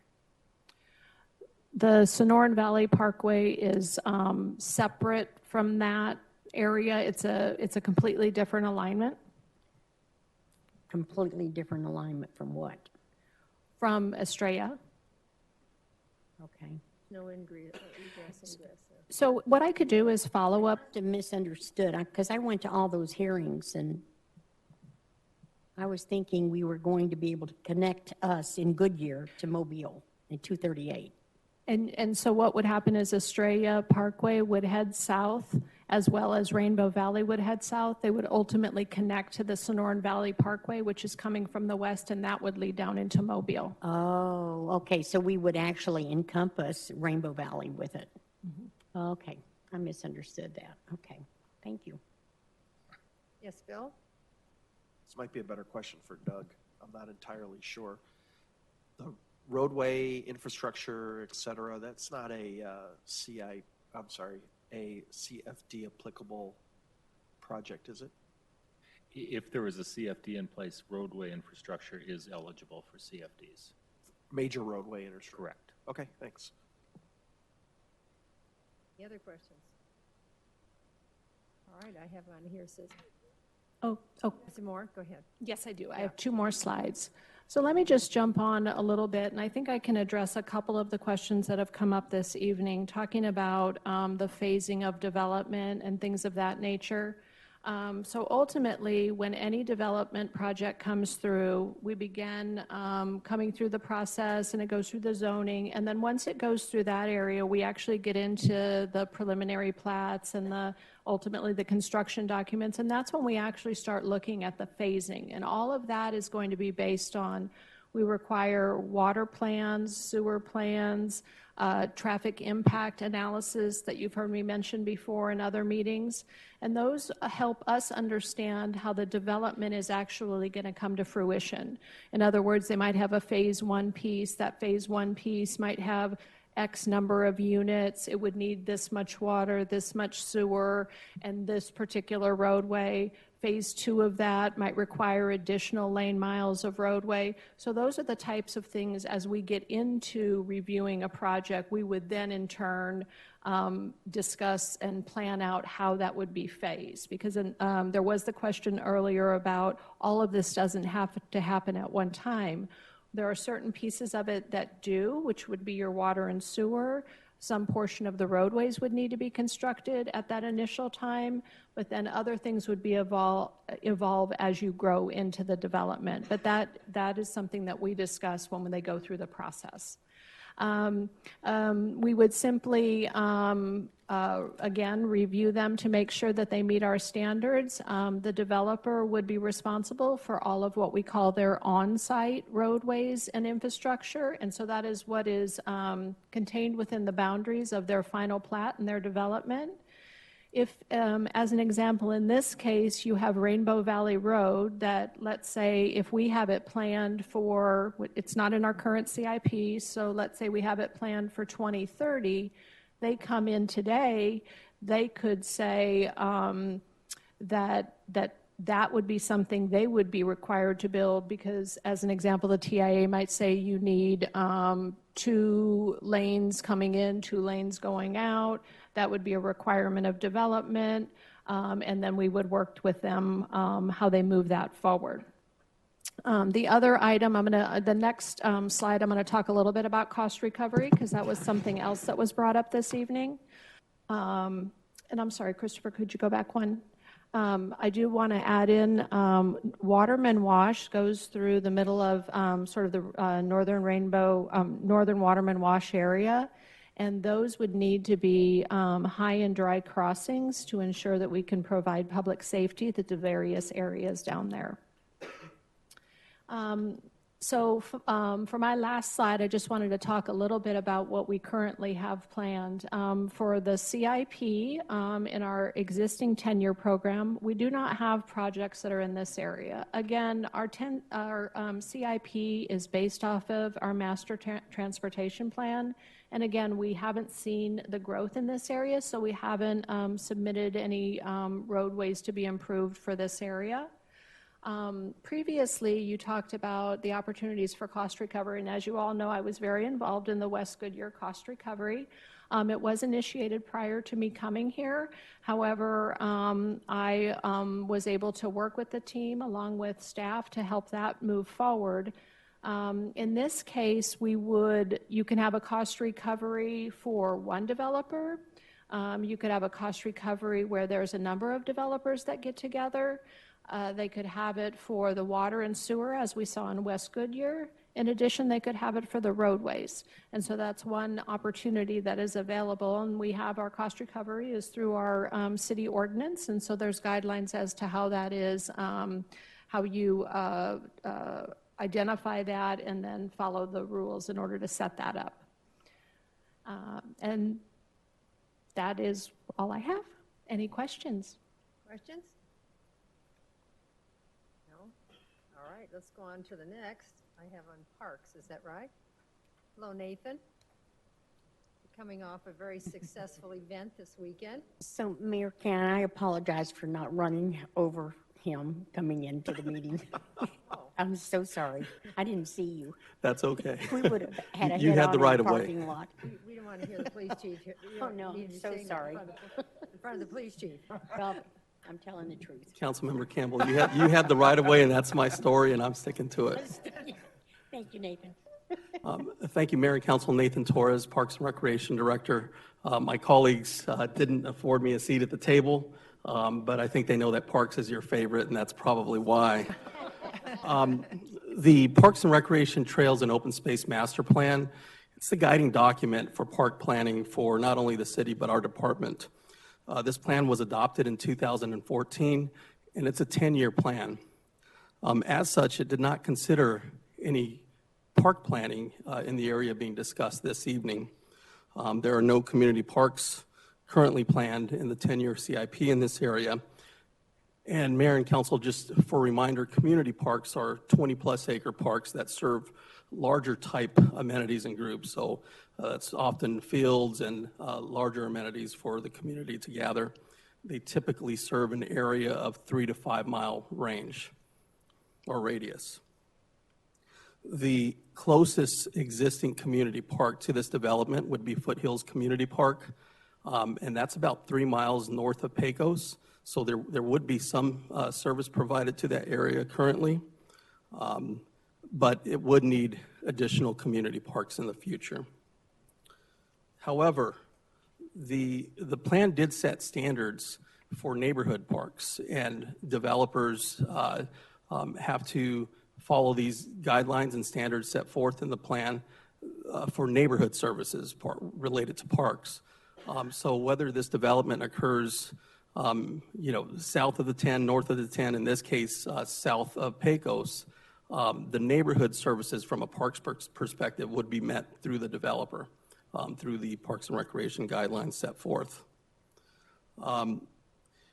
The plan also did identify many opportunities for trails. And so as development occurs in this area, we just want to be mindful that we protect those corridors, make sure that the trail opportunities are protected so that we don't end up with what happened with like Bullard Wash and the Pebble Creek development kind of bisecting that trail.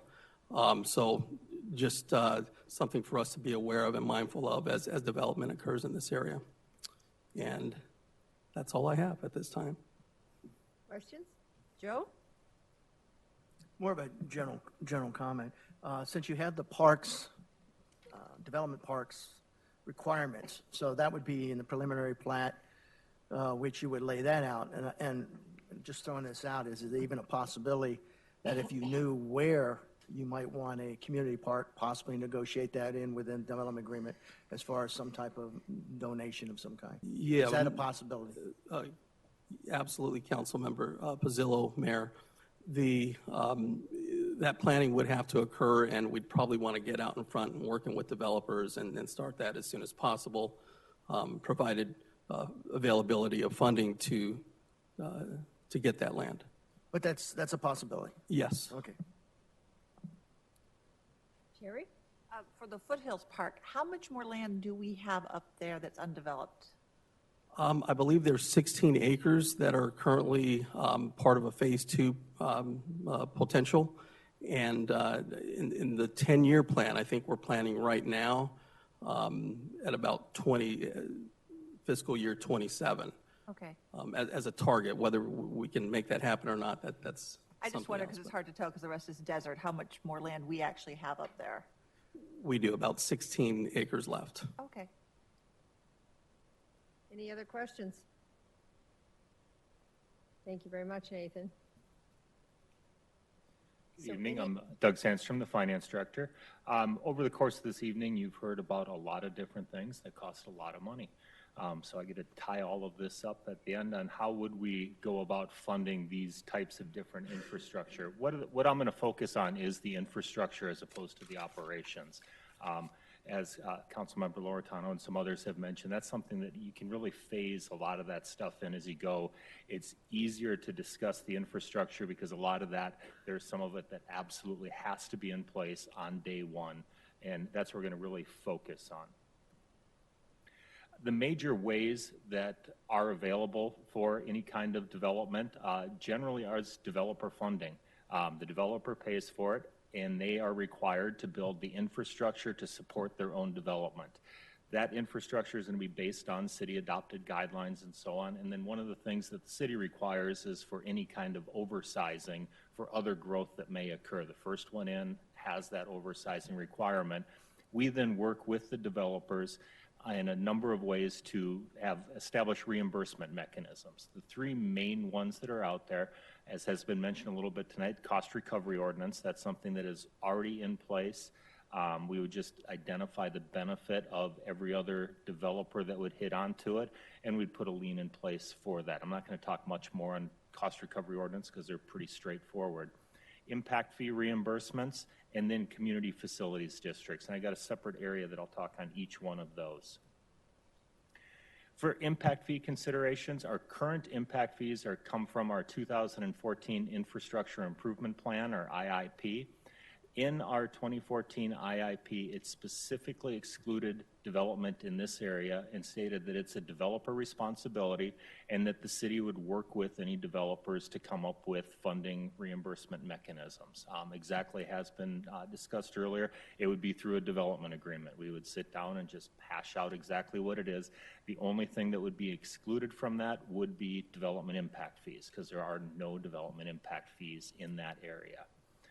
One of the reasons, in addition to the fact that we didn't know what kind of growth was going to go out there, one of the other reasons it was excluded is under the new impact fee statutes, you have to expend the money 10 years for regular infrastructure or 15 years for water or wastewater from the time that you collect it. So we didn't want to establish an impact fee, start collecting it, and not build the infrastructure. You got to make sure that the timing is accurate and tied together. We are currently in the process of an update to our IIP. By state law, we're required to update the IIP a minimum of every 5 years. So we're currently in that process right now, and we are following that same guideline or tactic that we are specifically excluding this area because we do not have any growth that we know of right now that it's going to go in there. If we were to move forward with the North Waterman wash area, we would want to develop a new IIP separate from the regular IIP update. And the reason for that is we're already underway with the current IIP update. We have specific timelines that we have to hit in order to do it. And according to state statute, in that overall development timeline, there's about 7 months of just waiting time where we come before council, you guys look at a land use assumption, then we sit for 3 months and can do nothing. So there's a real long stretched out time. We have to have that update done by next calendar year. So we would want to do the North Waterman wash area separate from that. We would want to get started as soon as possible on it if we wanted to have an IIP for that area. The reason for that is it would take about 13 to 15 months to complete it from start to finish. And that includes that assumes that there is some level of infrastructure plans in place, because the infrastructure improvement plan requires us to have specific infrastructure in there. And as you've heard this evening, some of our plans include that to an extent, other ones do not, where it's just general guidelines, and we cannot develop an infrastructure improvement plan with general guidelines, so we're going to have to actually develop some specific infrastructure plans in order to develop an infrastructure improvement plan to get development impact fees in place. The other consideration and why we would want to get that started immediately if we were to have an IIP in that area is that according to state law, once development starts happening, as soon as a permit is pulled, you cannot increase development impact fees for a 2-year period. So if the development were actually to start before the IIP were adopted by council, the first 2 years of the development would not pay any development impact fees.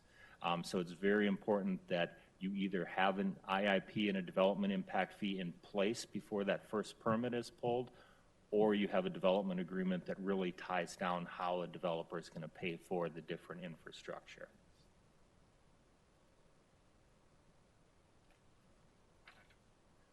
Moving on to the other option of a community facilities district. An area like this is ripe for a community facilities district. You define the area, all the infrastructure that would be required for it that is more community-based, area-based infrastructure, and you establish a community facilities district to pay for that infrastructure, or actually to reimburse the developer for that infrastructure. That's the one key thing on the CFD. Until growth actually happens, until there's actually some real assessed valuation behind it, you can't go and bond immediately. We can get the authority to bond, but you have to have that assessed valuation in place in order to really start getting some dollars associated with those bonding. In establishing a CFD, the financial wherewithal of the developer really comes into play. They have to have the ability to front end all of the infrastructure, wait for that development to occur where we can issue bonds. And one of the things that the city has historically done is establish target tax rates.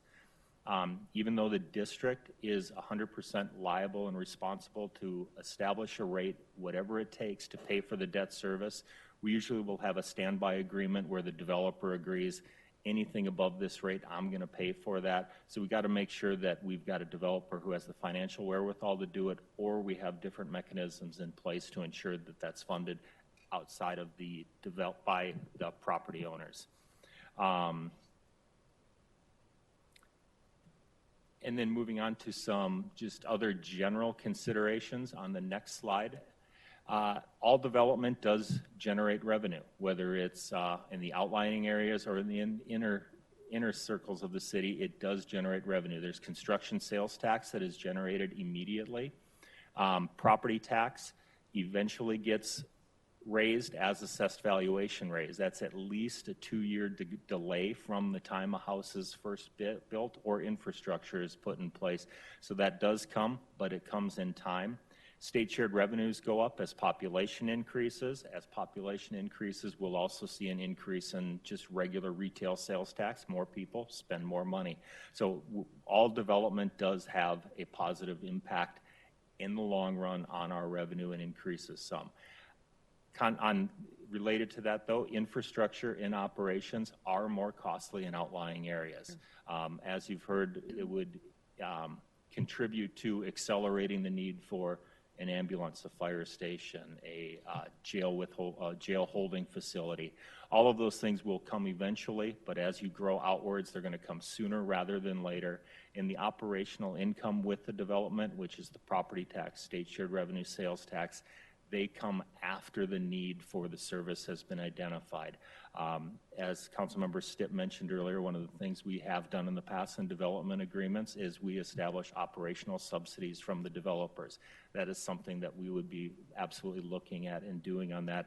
And that goes back to with the CFDs, you have to make sure that you've got a developer with the financial wherewithal to be able to afford that and be there for that backing. And with that, I'll open it up to any questions. Joe?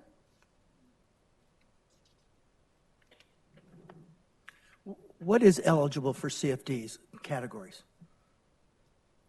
Public infrastructure, which is roads, water lines, wastewater lines, treatment plants, reclamation plants, pretty much parks, anything that is public infrastructure can qualify under a community facilities district. Okay, so you could probably move with a multiple of things, because I just heard water, reclamation, water plants, water lines, pretty much anything that would serve, it sounds like almost pretty much anything that would serve that community. Correct.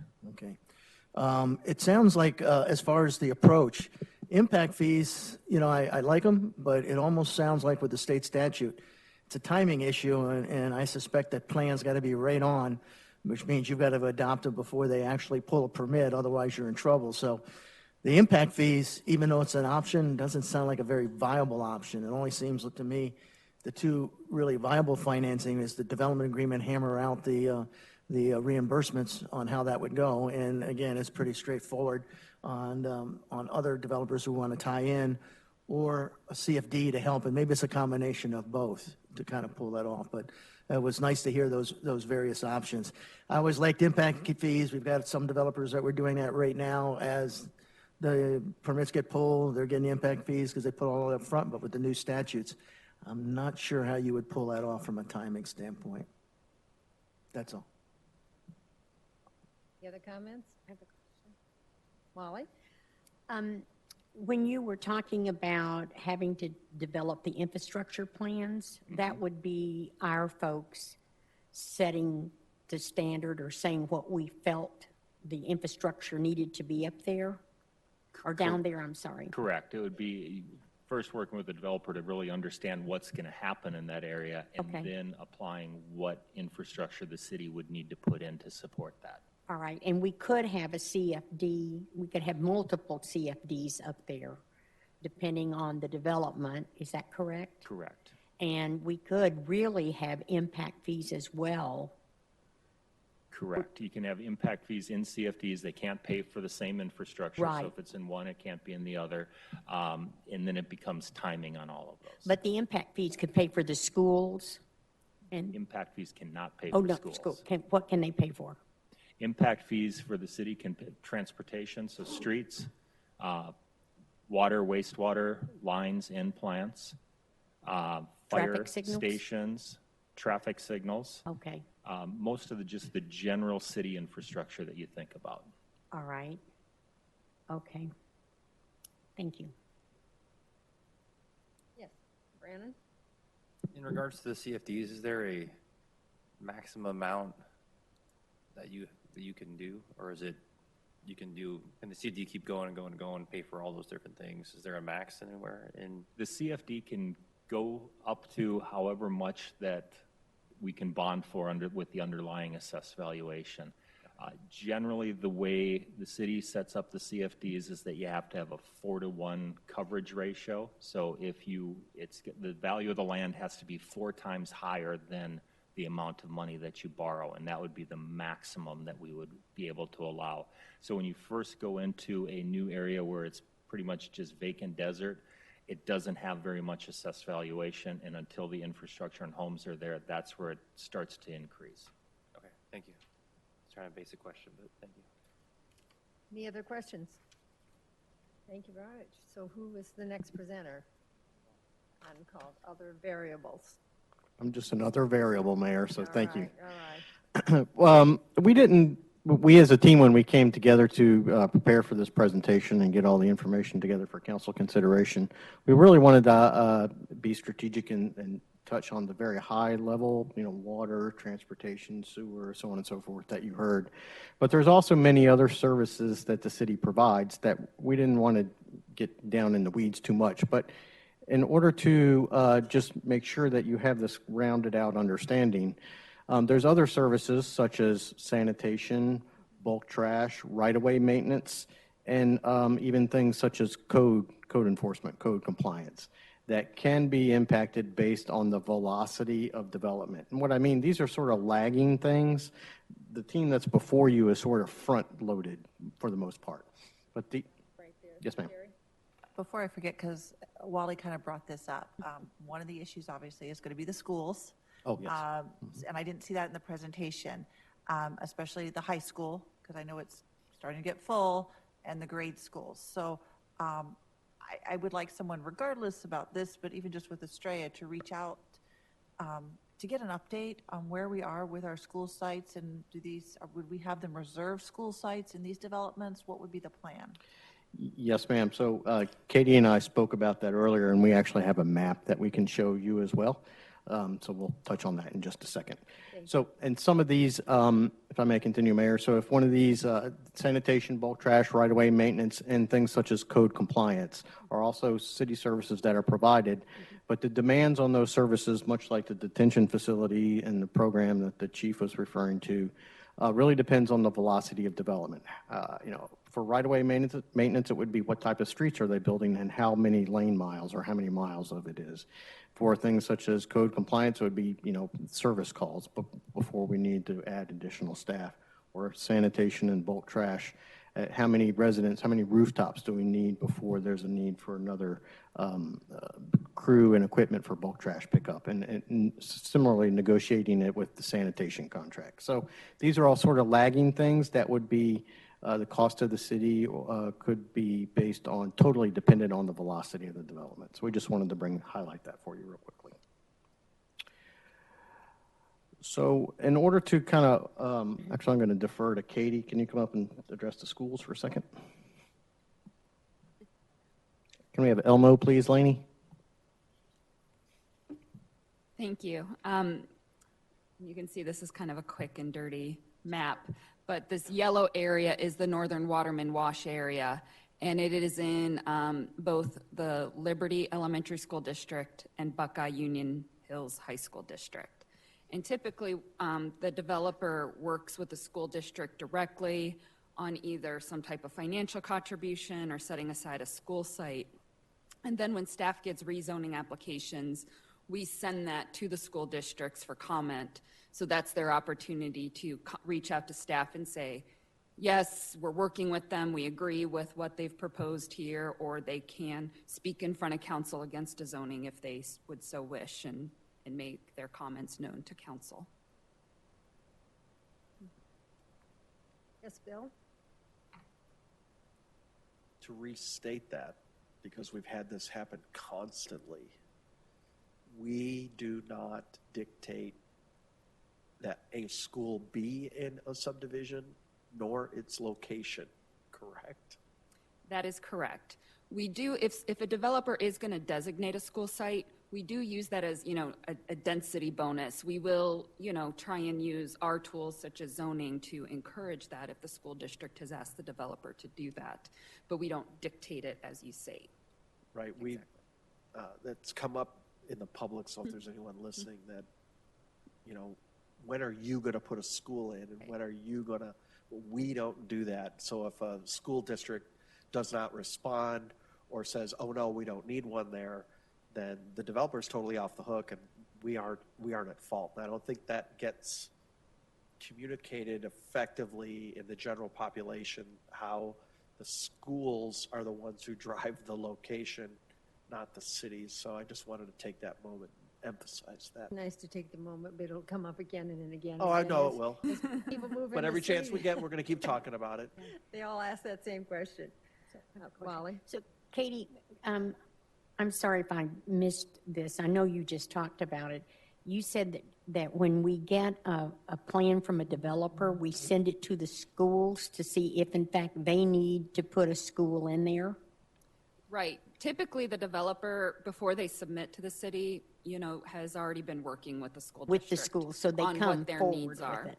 So then, by the time we get the zoning application, we send it to the school districts, and then that's their opportunity to reach out to us and tell us, oh yeah, either, yes, this is what we discussed, or Okay. if they have some issue with, hey, we've never heard from this developer, could you hook us up with them, get us their contact information? Do we have any mechanism that we tell these developers, especially when they're coming into an area that's not been developed and it's really way off the radar of all the other schools, that they need to have this conversation before they ever come to the city? We would tell them that at a pre-application meeting Okay, if they good. were not aware already, and which school districts they're in if they don't have that information. Good, okay, thank you very much. Discussion, more questions? Where are we? Thank you, Laney, for going back to the presentation. Okay. So, Mayor, as we begin to get to the point in the evening where we hope that you'll give us policy direction, I just wanted to kind of wrap up the entire discussion for you tonight.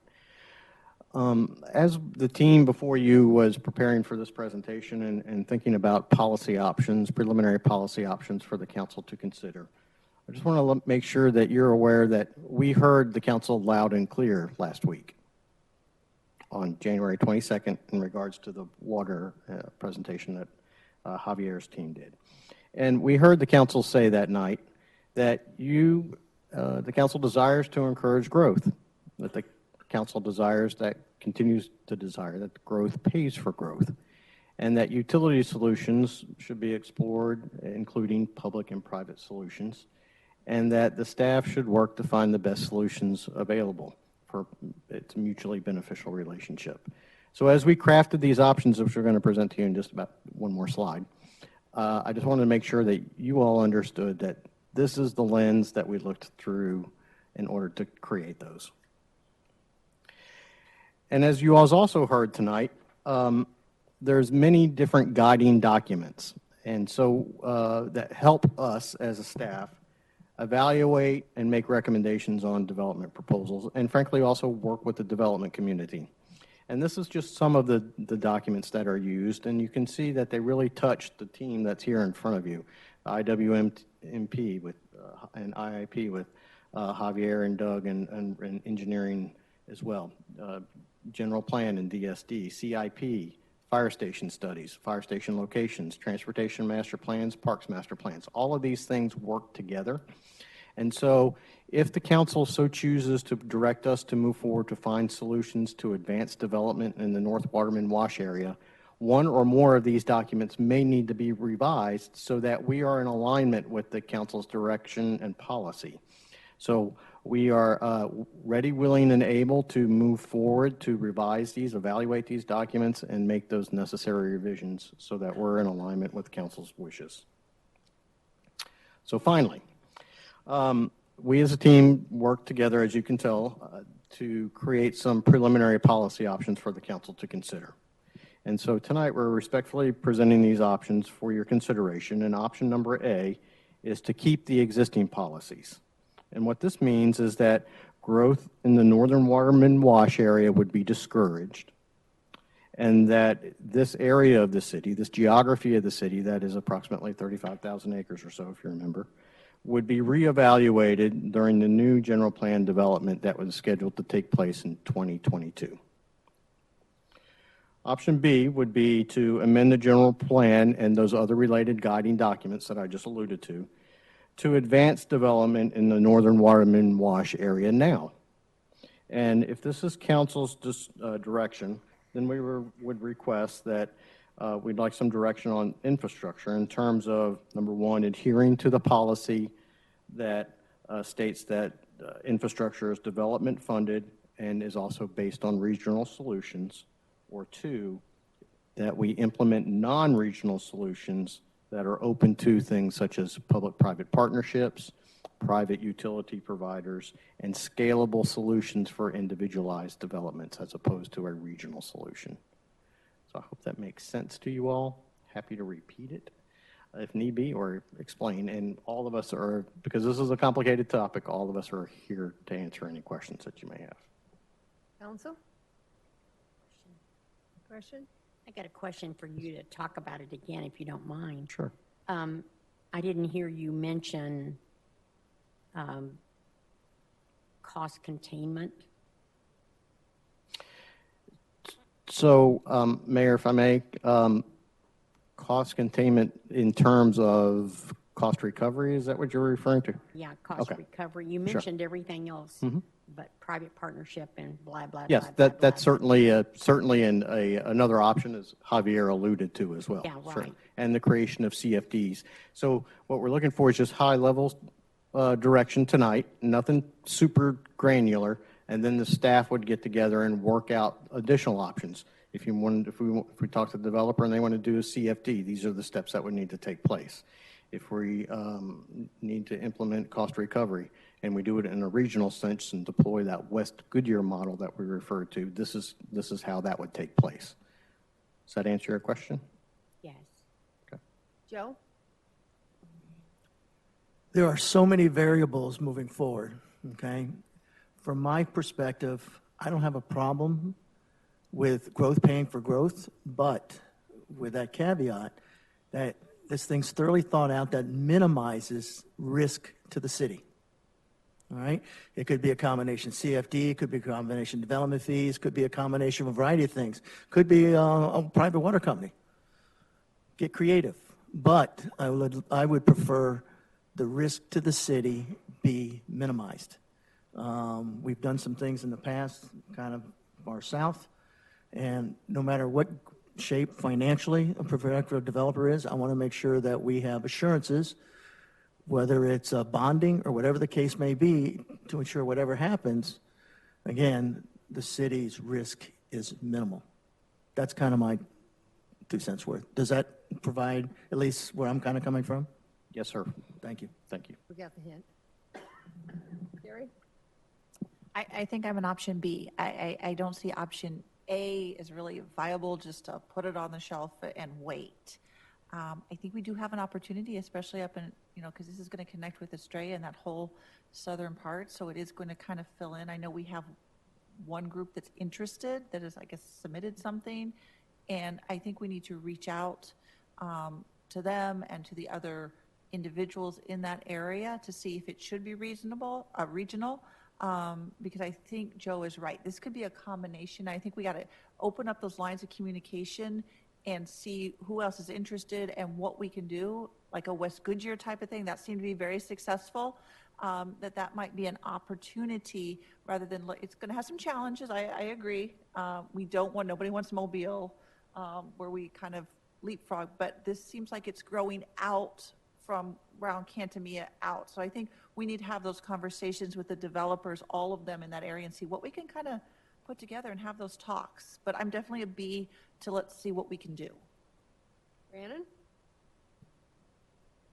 So yeah, so to piggyback on yours as well, yeah, I definitely want to work with the people that are coming forward and with these particular areas and look at the develop. So talking about, so I'm on board with B, amend the current general plan and policy, but I just want to make sure that we don't, I think I would be less inclined, I think we should look into the private, but I'd be less inclined to have a private water type company in there for us, but just looking at some lessons learned.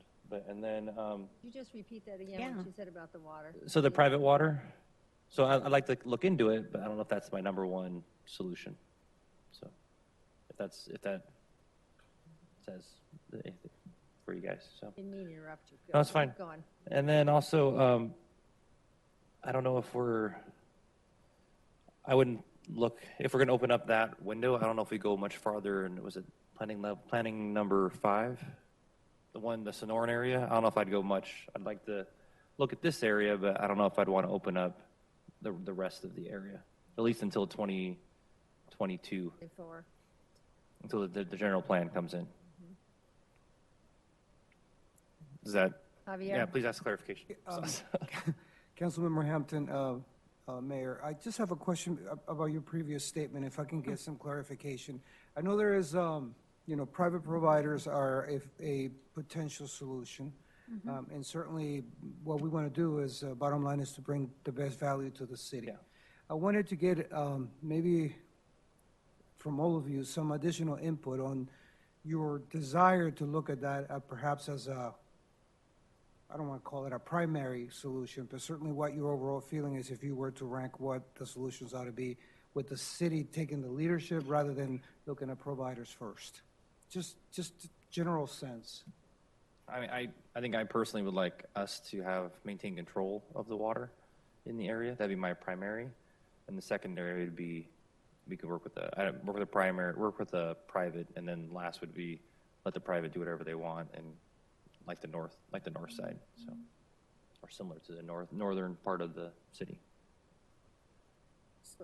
Since I live north of I-10 and I am serviced by a private company, Liberty, I have no problem with Liberty if in fact they want to bring the water down there and put the infrastructure or the wheeling. I have no issue with that because I'm already half of our city is under Liberty.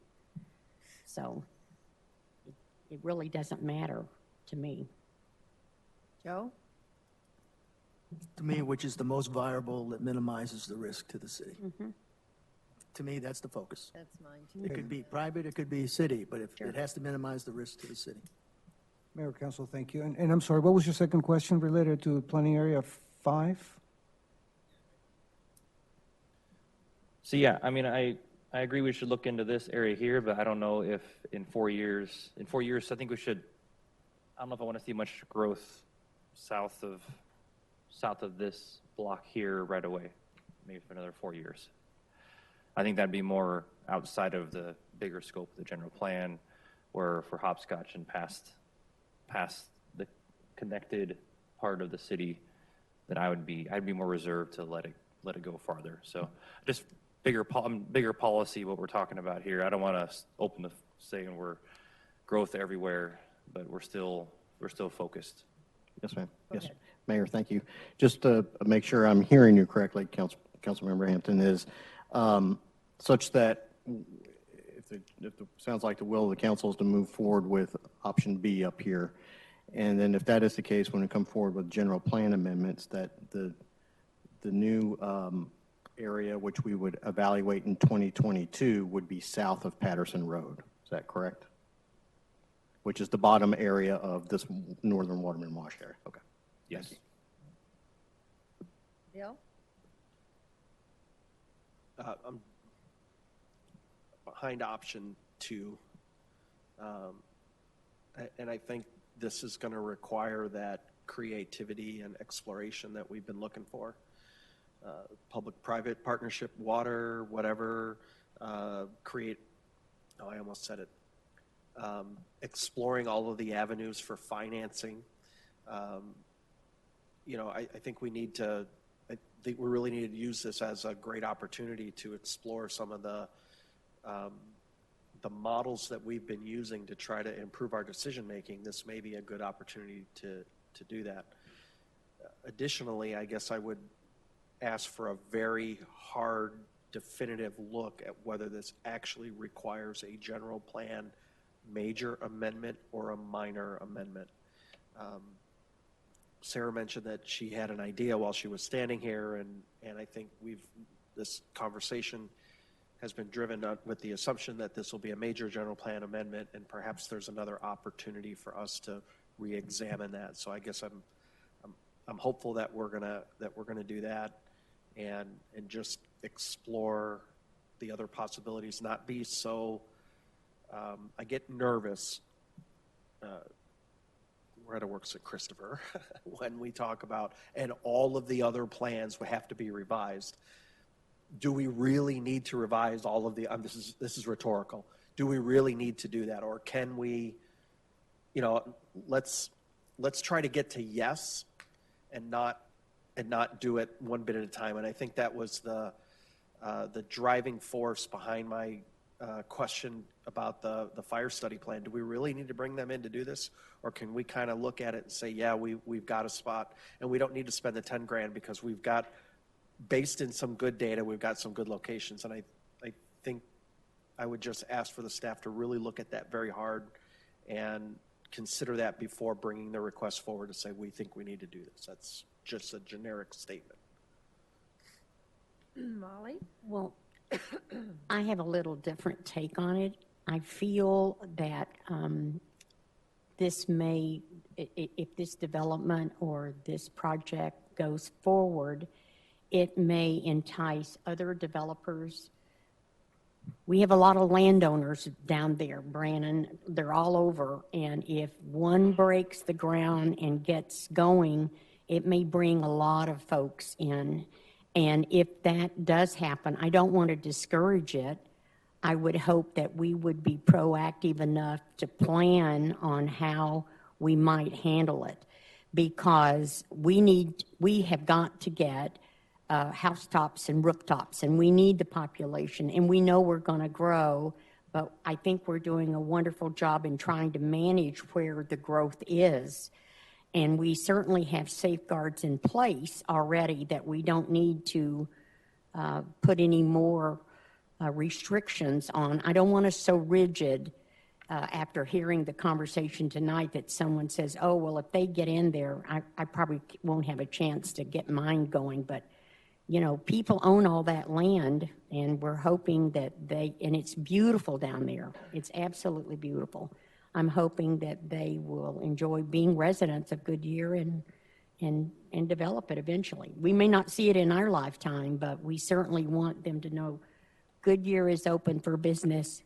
I'm taking Mayor Meck's speech. Goodyear is open. So that's it. Any other comments? Well, I think it's a move forward. There's one thing that I was very uncomfortable about developer coming forth, and then we just absolutely don't deal with it. Mm-hmm. So I was uncomfortable with that, because I think we've hit a different plateau in Goodyear, and we can't stop this growth as much as we keep saying, oh, my neighbors say it, people say, don't want any more. Well, people are going to be coming, and with the weather across the nation, we're even going to get more people coming to Arizona. Mm-hmm. So we have to face this. And I think this is a good example for us to create something and do it the right way. So I'm not looking for an overnight solution on this. I want it right, because there'll be another community following them. So I don't want us to feel that you're under that kind of pressure. I know the developer probably is, but we want to do it right. And I don't want another Mobile. And so it's going to take time to make this happen and have it correctly. But it's going to take cooperation. We have a developer that obviously wants to move forward. So at least maybe as a team effort, we can work through some of these and come out with a great plan. Now, you said Peoria. I don't know what that Peoria plan was you talked about. You mentioned, somebody mentioned Peoria? Glendale. But Peoria did it too. I was told. I asked somebody. Peoria did one, so Glendale. All right, so keep Peoria in mind. Somebody told me that today, okay? Pretty current information today. So, I think this is kind of maturing as a city and as a council. So I like the B for us to go in that direction. Any other comments from anybody else? I want to thank the staff. This was a great presentation. We need to save this presentation. This is a learning device for anybody that will be coming on the council in the future to be able to use this as an example of what it takes and what the process is. All right. Any comments from you? Mayor, just to wrap up, thank you for this. We'll all work together as a team. We heard you loud and clear to proceed with B, and we'll evaluate different options. And as Councilmember Stipp indicated, not necessarily all those documents need to be revised, but maybe portions of some of them might. And so we'll look strategically at that and work with our friends in legal to get the advice. So we're keeping in mind what Councilman Pizzillo said too. Oh, yes, ma'am. Okay. Absolutely. All right.